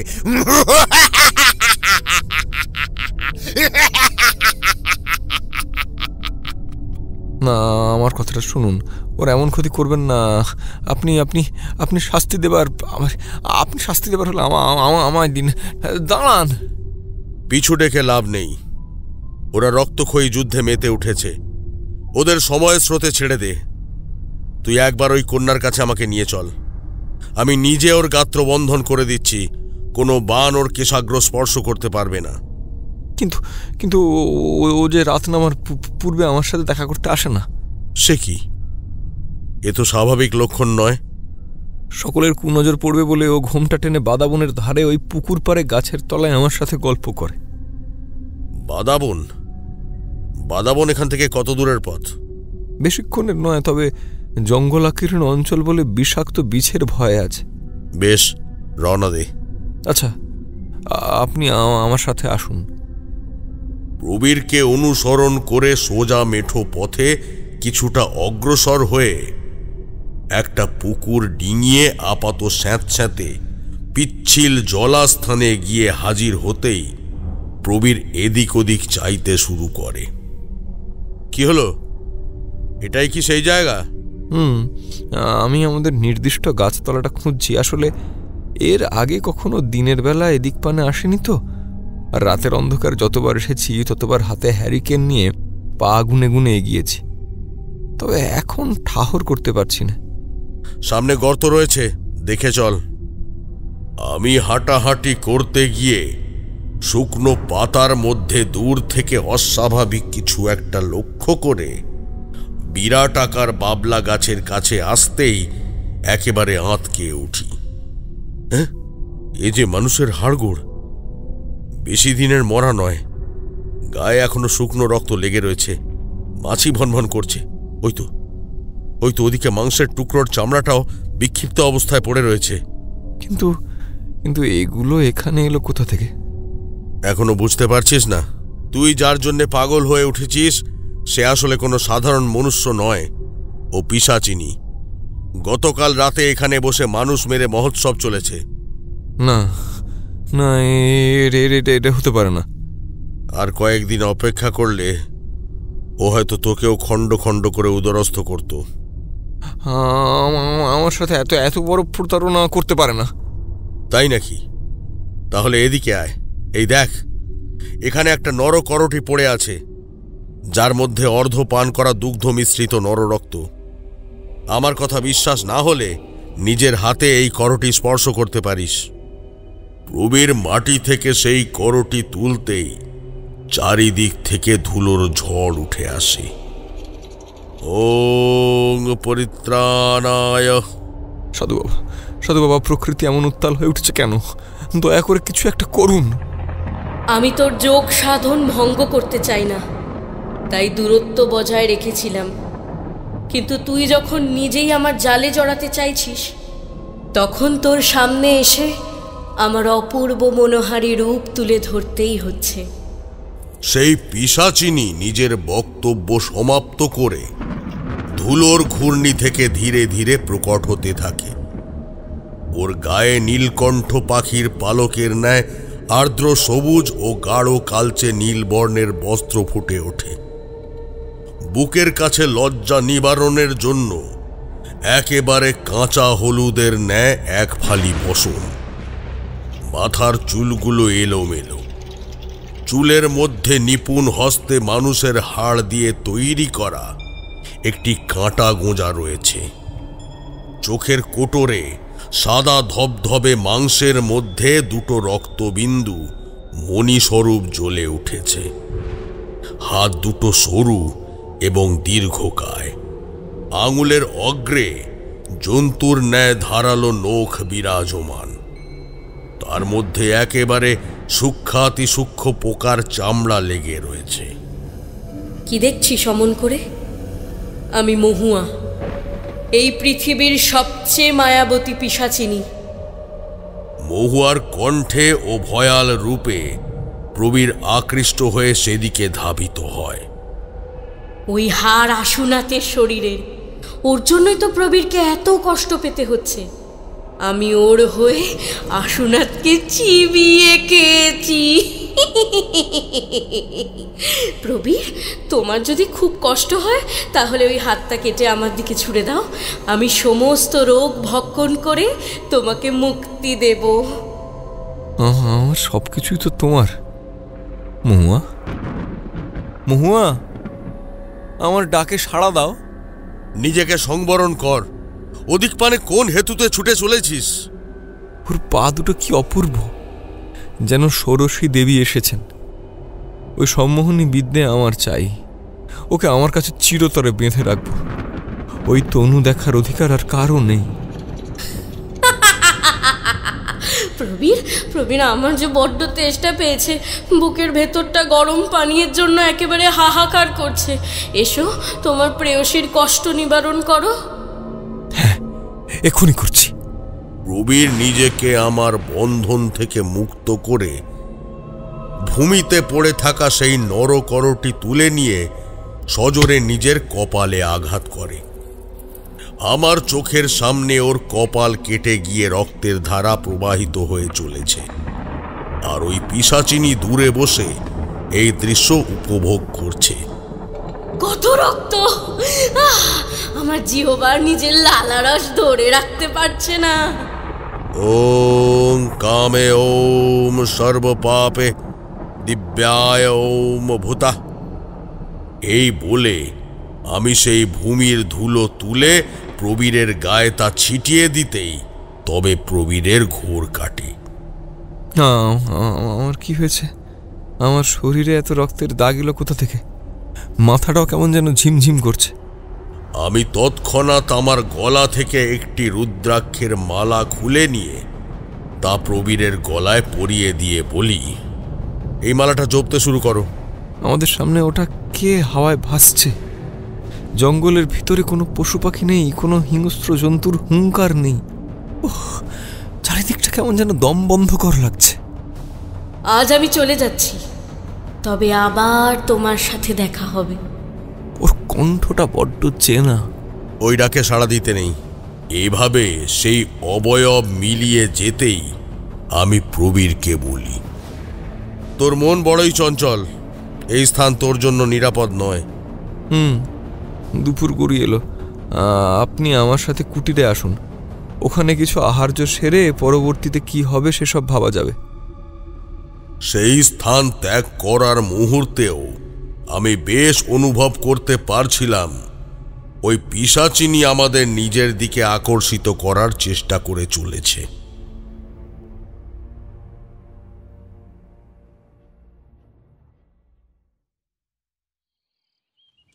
বাবা, এখানে বসে থেকে কি এত ভাবছেন? আশুনাথের দেহটা পুরোপুরি পুড়েছিল তো।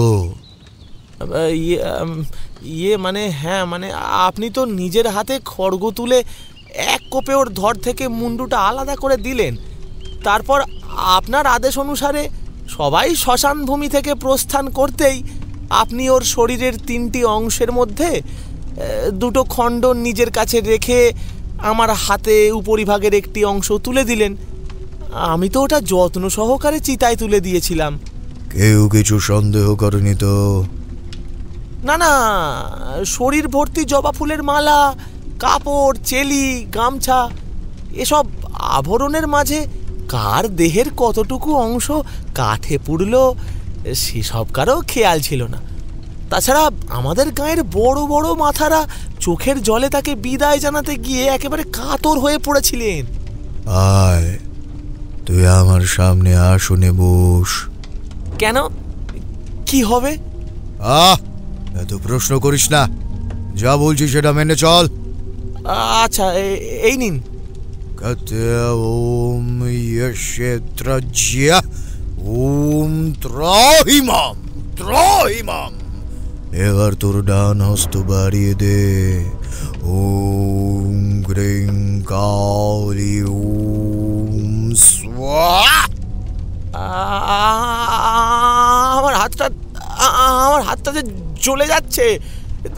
ছেড়ে দিন, ছেড়ে দিন বাবা, আমাকে মারবেন না, দয়া করে ছেড়ে দিন।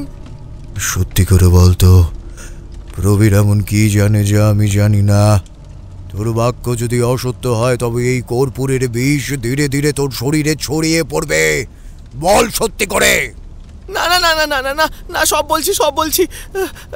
আশুনাথের দেহটা চিতায় তোলার পর খুব অদ্ভুতভাবে ওর দেহ থেকে ধোঁয়া নির্গত হতে শুরু করে, অথচ আগুন তখনও ওর দেহটা পোড়াতে সক্ষম হয়নি। তারপর প্রবীর নিজেই একটা মোটা কাঠ জোগাড় করে আশুনাথের হাতে একের পর এক বাড়ি দিয়ে ওর হাতটা দেহ থেকে পৃথক করার চেষ্টা করলে আমি তাতে বাধা দিই। তবে সেই মুহূর্তেও জানায় ওতে আপনার আশীর্বাদ রয়েছে, তাই এত সহজে ওটা আগুনে পুড়বে না। আর তার জন্যই হয়তো আশুনাথের দেহ আগুন থেকেও দাহ্য নয়। বাধ্য হয়ে আমি সকলের নজর এড়িয়ে দা দিয়ে সেই হাতটা কেটে ফেলি, আর সঙ্গে সঙ্গে বিকট শব্দ করে সমগ্র দেহটা আগুনে জ্বলে ওঠে। কিন্তু আমি যতক্ষণে এগুলো সম্পন্ন করেছি ততক্ষণ প্রবীর নিজে দাঁড়িয়ে থেকে ওই কাটা হাত পর্যবেক্ষণ করেছে। তার মানে সেই সময় তাগা বদলের কাজটা পূর্ণ হয়ে গিয়েছিল। এসব আমি কিছুই জানি না, তবে বলি প্রদত্ত শরীরটা ছাই হয়ে আসার পর চিতা থেকে যা কিছু পেয়েছি তা তো শেষমেশ আপনার কাছে এসেই অর্পণ করেছি। এখন ওর কি অবস্থা? হাতের ঘা পূর্বের তুলনায় কমে এসেছে, তবে সকলের দৃষ্টি এড়ানোর জন্য এখনো ওখানে কাপড় পেঁচিয়ে রেখেছি। সারাদিন তো ওই ব্রহ্মকাল তান্ত্রিকের সঙ্গে করে এদিক ওদিক ছুটে গেল, হয়তো বন বাজার থেকে ভেষজ উদ্ভিদ খুঁজে বার করেছে। প্রবীরের মুখে শুনেছিলাম ওই তান্ত্রিক নিজের মন্ত্রের জোরে সদ্য মরাকেও জাগিয়ে তুলতে পারে, আর এ তো সামান্য গলিত কুষ্ঠ। রেভু, এতদিন হলো তুই আমার সঙ্গে রয়েছিস, তুই আমার সাথে কখনো বেঈমানি করবি না তো? ছি ছি ছি, এই দেহে প্রাণ থাকতে কদাপি নয়। আমি যদি এই মুহূর্তে তোকে তোর আনুগত্যের প্রমাণ দিতে বলি তাহলে কে করবে?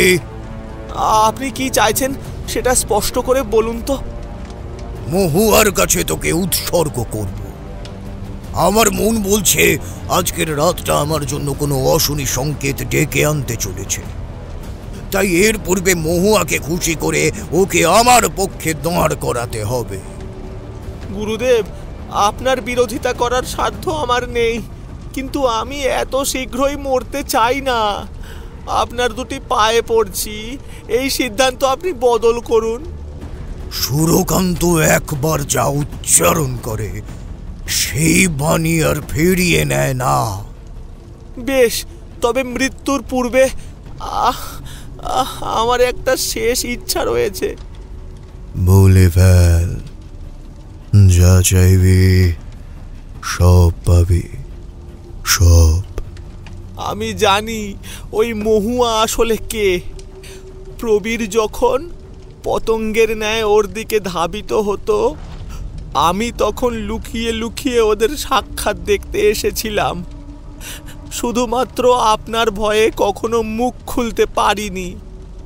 আজ যদি ওই পিশাচিনীর হাতেই নিজেকে তুলে দিতে হয়, তবে তার আগে আমি ওকে কামনাপূর্বক অধিকার করতে চাই।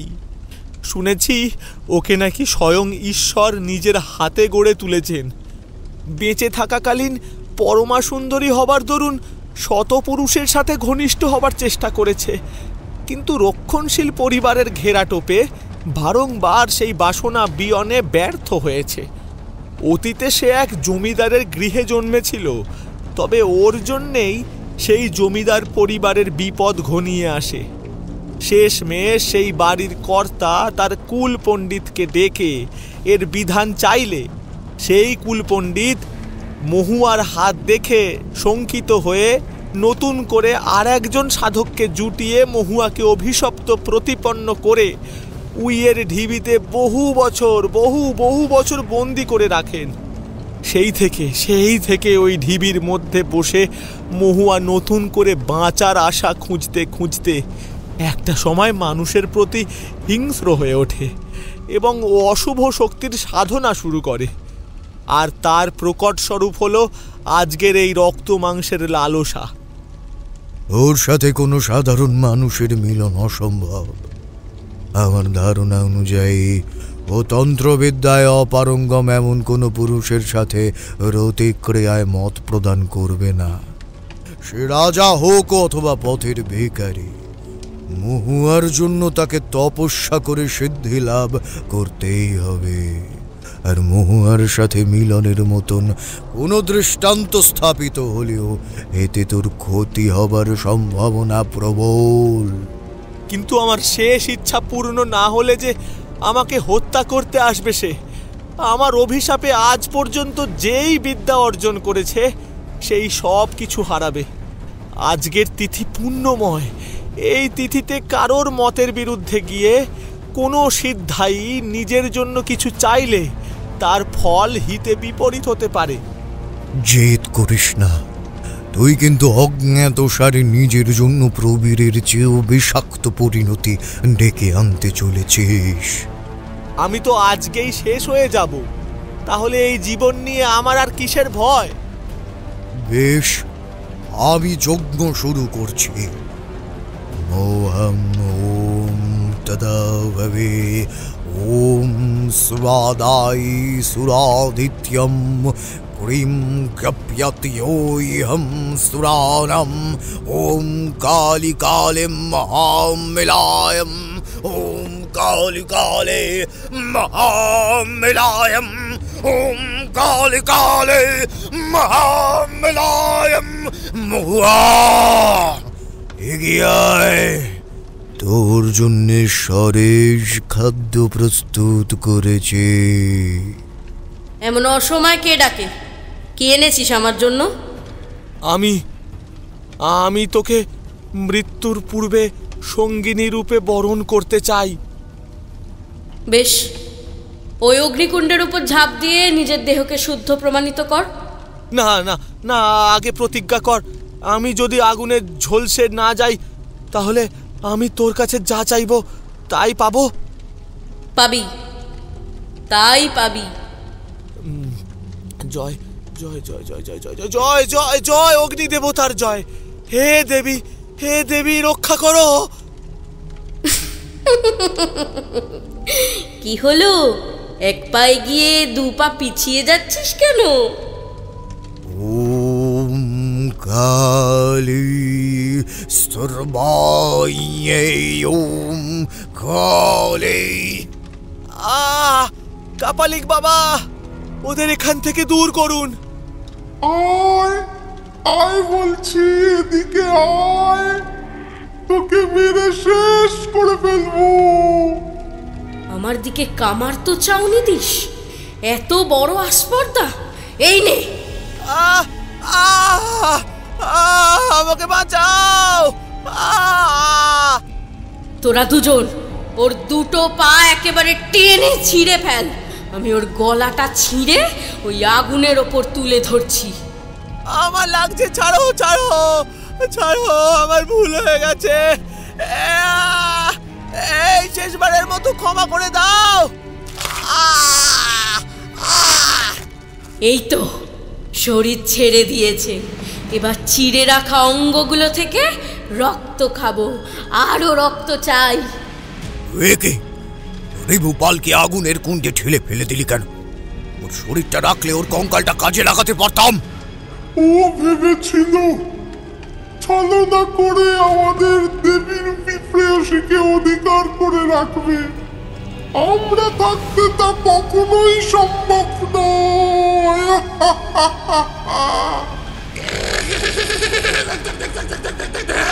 কেমন করে ছটফটিয়ে কুণ্ড থেকে বেরিয়ে আসার চেষ্টা করছে। এ তো মার খাবার পরেও পুরোপুরি শ্বাস যায়নি। সুরকান্ত, ওই দেহটা পুরোপুরি পুড়ে যাওয়ার পূর্বে কুণ্ড থেকে তুলে নিবি। ওকে আমি আতপোড়া অবস্থায় ভক্ষণ করব। আমরাও পোড়া মাংস খাবো। শেষ পথের কাঁটাটাও সরল। এবার ওই তান্ত্রিককে এখান থেকে দূর করতে পারলে অমাবস্যার রাতে বলি বন্ধ করার আর কোনো উপায় থাকবে না। আমায় পোড়া মাংসের ভোগ দিবি না? কে কে কে কে ডাক দিল? কে?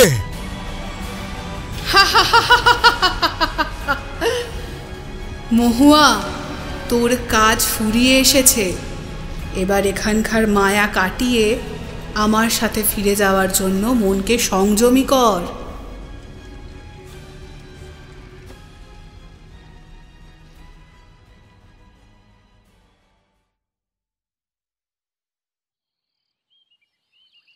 দুপুরের ভোজন সমাপ্ত করে আমি প্রবীরের কুটির থেকে বেরিয়ে এসে গ্রামটা স্বল্প সময়ের মধ্যে যতটুকু সম্ভব ততটুকু ভালো করে ঘুরে দেখার চেষ্টা করি। এর মধ্যেই পুনরায় সেই বাদাবনের কাছে গিয়ে মহুয়া পিশাচিনীকে আহ্বান জানানোর চেষ্টাও করেছিলাম। তবে সেই মুহূর্তে পিশাচিনী হয়তো নতুন করে শিকারের সন্ধানে বাহির হয়েছিল, তাই আমার আহ্বানে সাড়া দেয়নি। বিকেল গড়িয়ে সন্ধ্যা নেমে আসছে। আমিও এইক্ষণে বাদাবন থেকে ওই রক্তাক্ত নরকরটি তুলে নিয়ে আশপাশ থেকে কিছু শুকনো কাঠ, বনের ফুল, মাটি, শুকনো পাতা জোগাড় করে নিজের সঙ্গে থাকা চন্দন, ঘৃত, মধু, কর্পূর আর ধুনো দিয়ে সুরকান্ত কাপালিকের থানের উদ্দেশ্যে রওনা হই। মহুয়া, তোর এতদিনের আক্ষেপের সুর আজ আমি মিটিয়ে দিলাম। এবার আমি যা বলবো তাই কর। আমার সাধনা সম্পূর্ণ হয়েছে। আমি আর কারো দাসীবৃত্তি করতে পারবো না। অর্থাৎ তুই কি বলতে চাইছিস?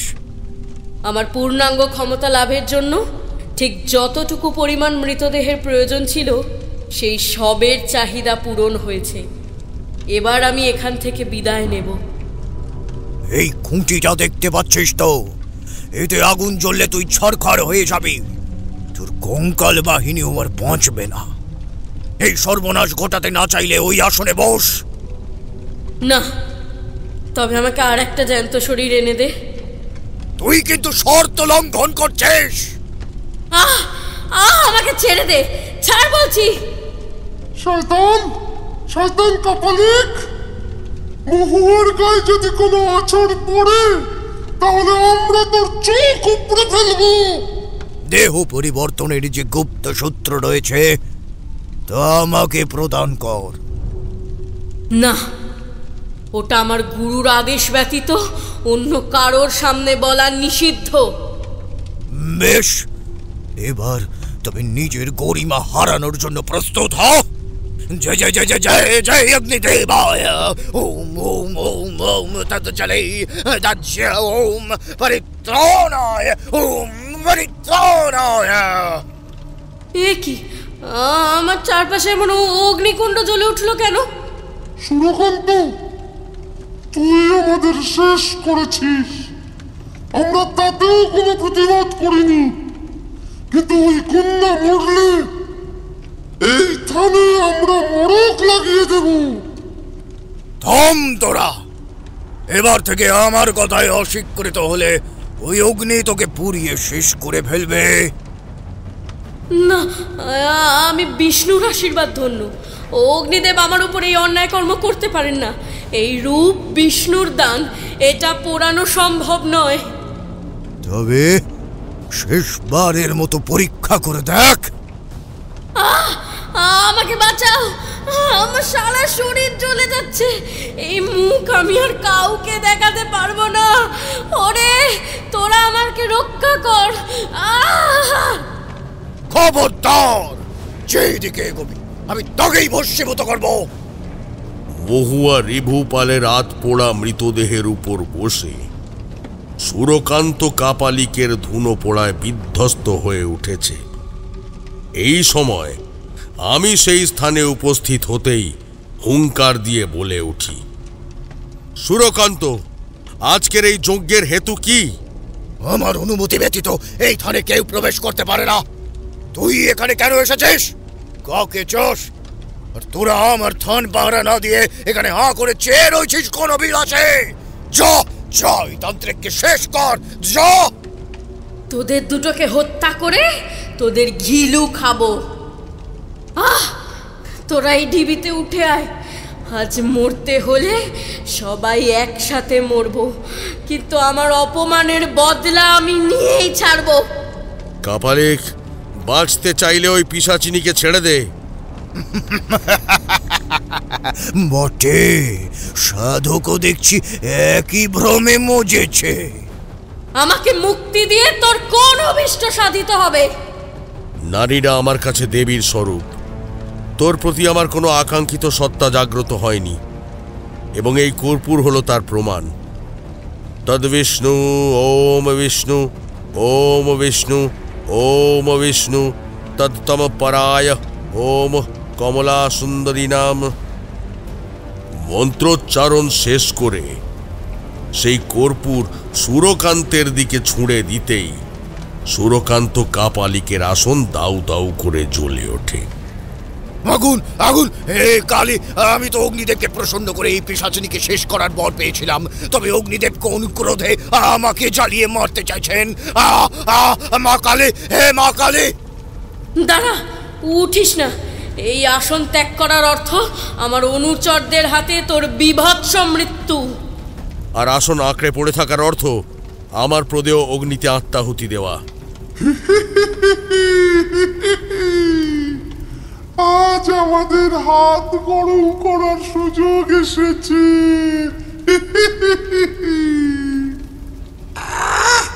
সুরকান্তের সুঠাম দেহ পেলে গোটা 3 দিন আর উপসী থাকতে হবে না। ব্রহ্মকাল, তোর আর আমার পথ কিন্তু ভিন্ন নয়। একজন সিদ্ধতান্ত্রিক হয়ে অপর একজন সিদ্ধাই পথের দিশারির মনোবাঞ্ছা তুই অনুধাবন করতে পারবি, তাই তো আমার বিশ্বাস। আমি কখনো কোনো অন্যায়কে প্রশ্রয় দিইনি, আজও দেব না।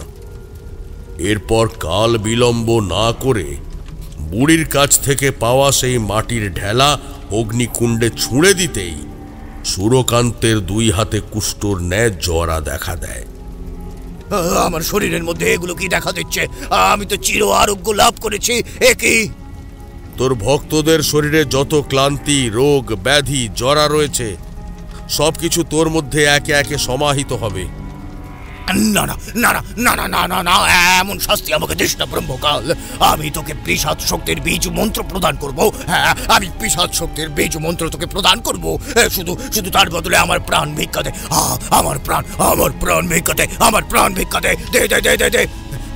সুরের সুরা কর্ণে আসুক, সুরাকান্তের বিদ্যা ভরুক, দৈত্র পিত্রে সুধাম্বর, কেউ হবে না অজয় অমর। সুরকান্ত, একজন নারীকে মৃত্যুর পরেও কতভাবে ব্যবহার করা যায় সেই গুণাগুণ তো তোর রক্তে মিশে রয়েছে। না না না, আমি ভুল করেছি। তোকেও তোর হারানো সম্পর্কগুলো ফিরিয়ে দেবো। শুধু আমার কোনো ক্ষতি করিস না, আমার ক্ষতি করিস না। আর আমি যখন তোর কাছে আমার সম্ভ্রম বাঁচানোর তাগিদে কাকুতি মিনতি করেছিলাম, সেই সময় তুই আমাকে দয়া করেছিলিস।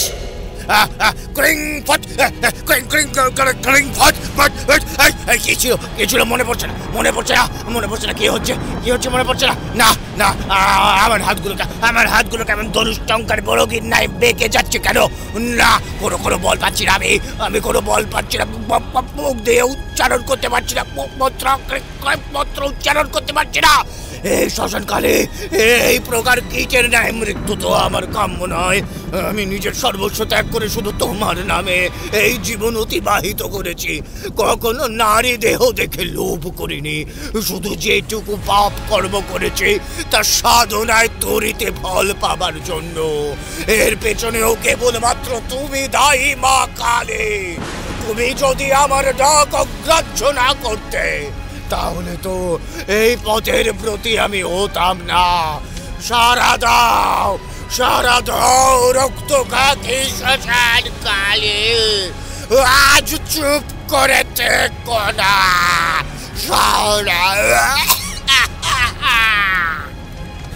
আমাদের সকলের চোখের সামনে আকাশে ঘন কালো মেঘের মাঝে বিদ্যুৎ রেখা দেখা দেয়। সুরকান্ত, মনে করে দেখ, আমি তোকে আশীর্বাদ দিয়ে বলেছিলাম সাধনার পথে ধৈর্যচ্যুতি ঘটলে সেই পথ তোর জন্য যথাযথ নয়।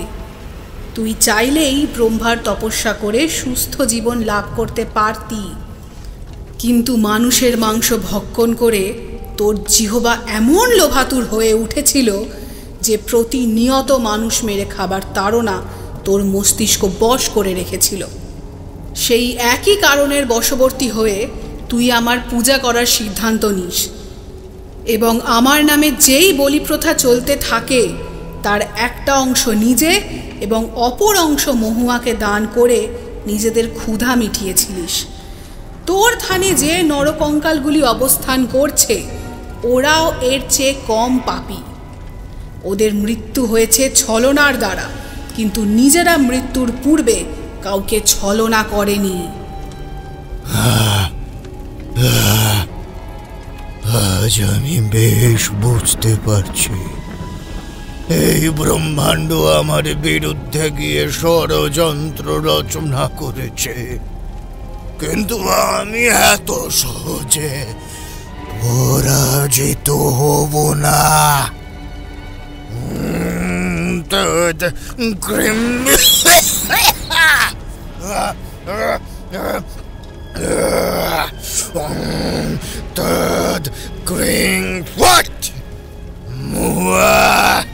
ওকে শেষ কর, নয়তো এই খুঁটি আজ টুকরো টুকরো করে ভেঙে ফেলবো। না না, কত তৎথিরূপং। আমার চোখের সামনে মহুয়া পিশাচিনী রূপবতী থেকে ভয়াবহ রূপী হয়ে ওঠে। ওর চোখ দুটো ভাটার মতো জ্বলছে, আর ঠোঁটের ফাঁক দিয়ে ধারালো দুটো দাঁত রক্ত খাবার বাসনায় ঠিকরে বেরিয়ে আসছে। আমার হাতে মরলে তোর 7 জন্মের পূর্ণ হবে। আয় বলছি, আয়। আমি সঙ্গে সঙ্গে সুরকান্তের খুঁটিতে পদাঘাত করে তার মধ্যে ঘৃত প্রদান করি, আর দাউ দাউ করে যজ্ঞের আগুন সেদিকে ধাবিত হয়। সাধু বাবা, আপনি কি করলেন? আমার মহুয়া যে চিরতরে মাটির সাথে মিশে যাবে। তুই এখানে কখন এসেছিস? কুটিরে আপনাকে দেখতে না পেয়ে বহু স্থানে খোঁজার পর আমি এখানে এলাম। মুহূর্তের মধ্যে সুরকান্ত প্রবীরকে ঢাল হিসেবে ব্যবহার করে ওর ক্রিয়া ত্বরান্বিত করে। আরে আমার কোন কাহার হাটুক মাথা চুটুক যার অক্ষুট তন্ত্রের মেটুক দে।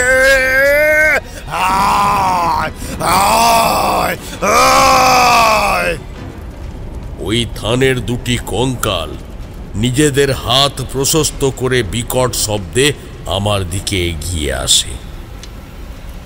সাধু বাবা সাবধান, ওদের শেষ করে ফেললে ওদের হাড় পুনরায় জুড়ে যায়। আমি আমার পোটলা থেকে শুকনো কাঠ ও পাতা বার করে কুণ্ডের আগুনটা আরো উস্কে দিই।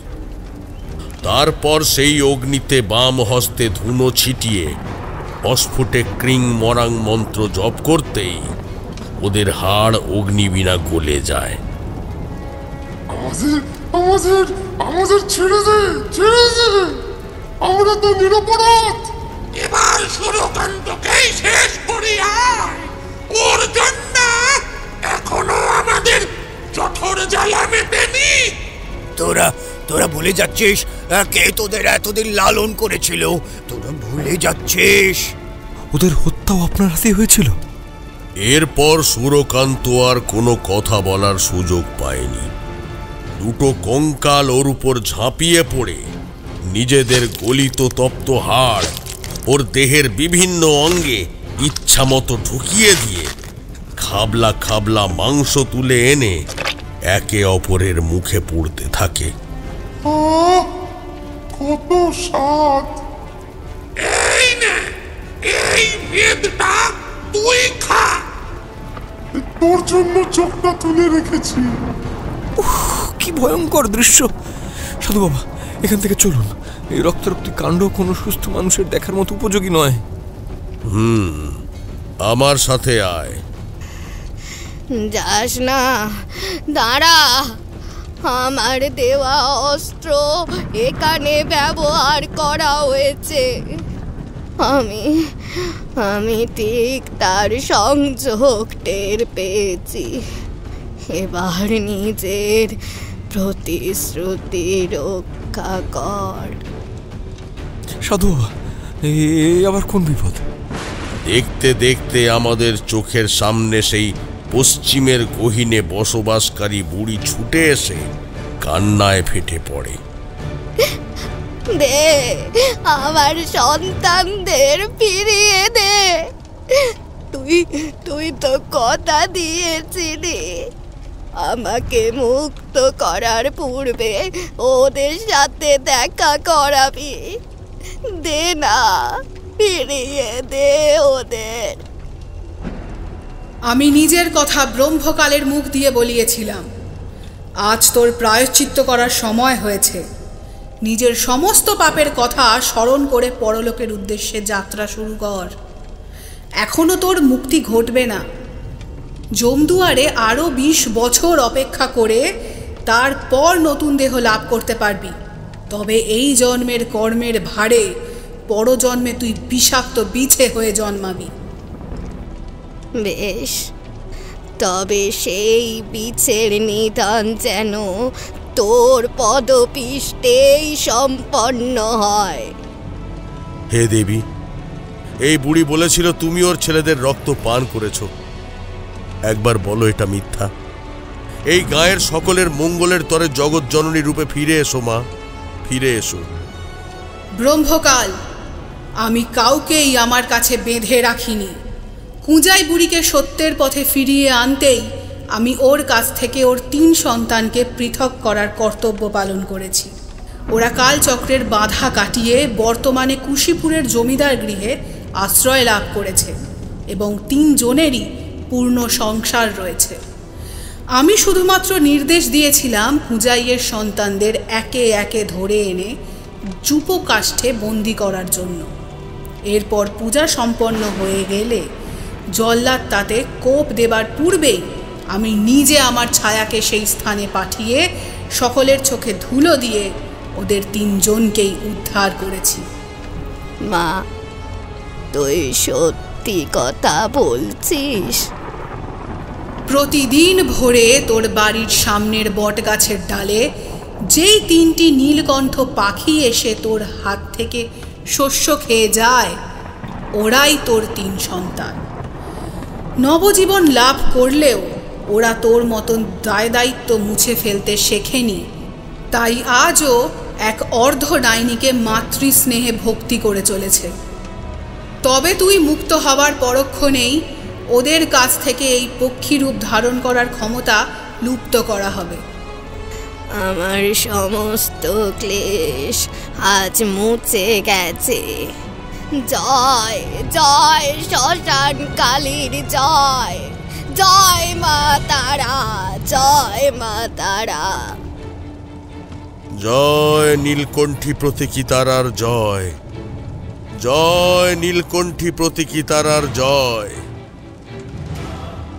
এরপর একটা দমকা হাওয়ার সাথে ওই অঞ্চলের সমস্ত ছাই উবে যেতে থাকে এবং বুড়ির অবয়ব ধীরে ধীরে আবছা হয়ে সেখান থেকে চিরতরে অদৃশ্য হয়ে যায়।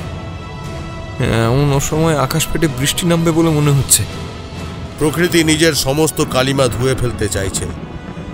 শোন, আগামীকাল সকালেই একজন সুদক্ষ শিল্পীকে দিয়ে এই থানের জন্য মা তারার মূর্তি গড়ানো শুরু করবি।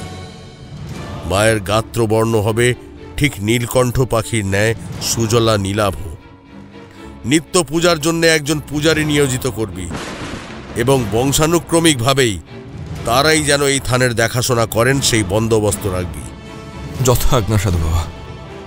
এরপর সেই রাতটা প্রবীরের গৃহে অবস্থান করে পরের দিন সকালে বৃষ্টি থামতেই আমি নিজের গৃহের উদ্দেশ্যে যাত্রা শুরু করি।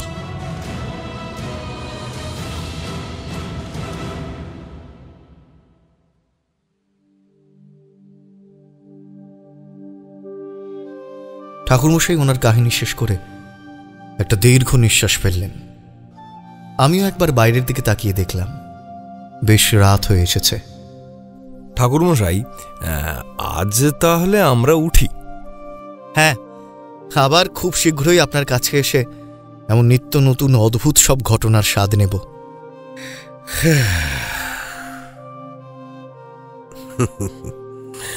আচ্ছা বেশ, দুজনে সাবধানে যেও। জয় মুন্ডমালিনী, জয় মুন্ডমালিনী।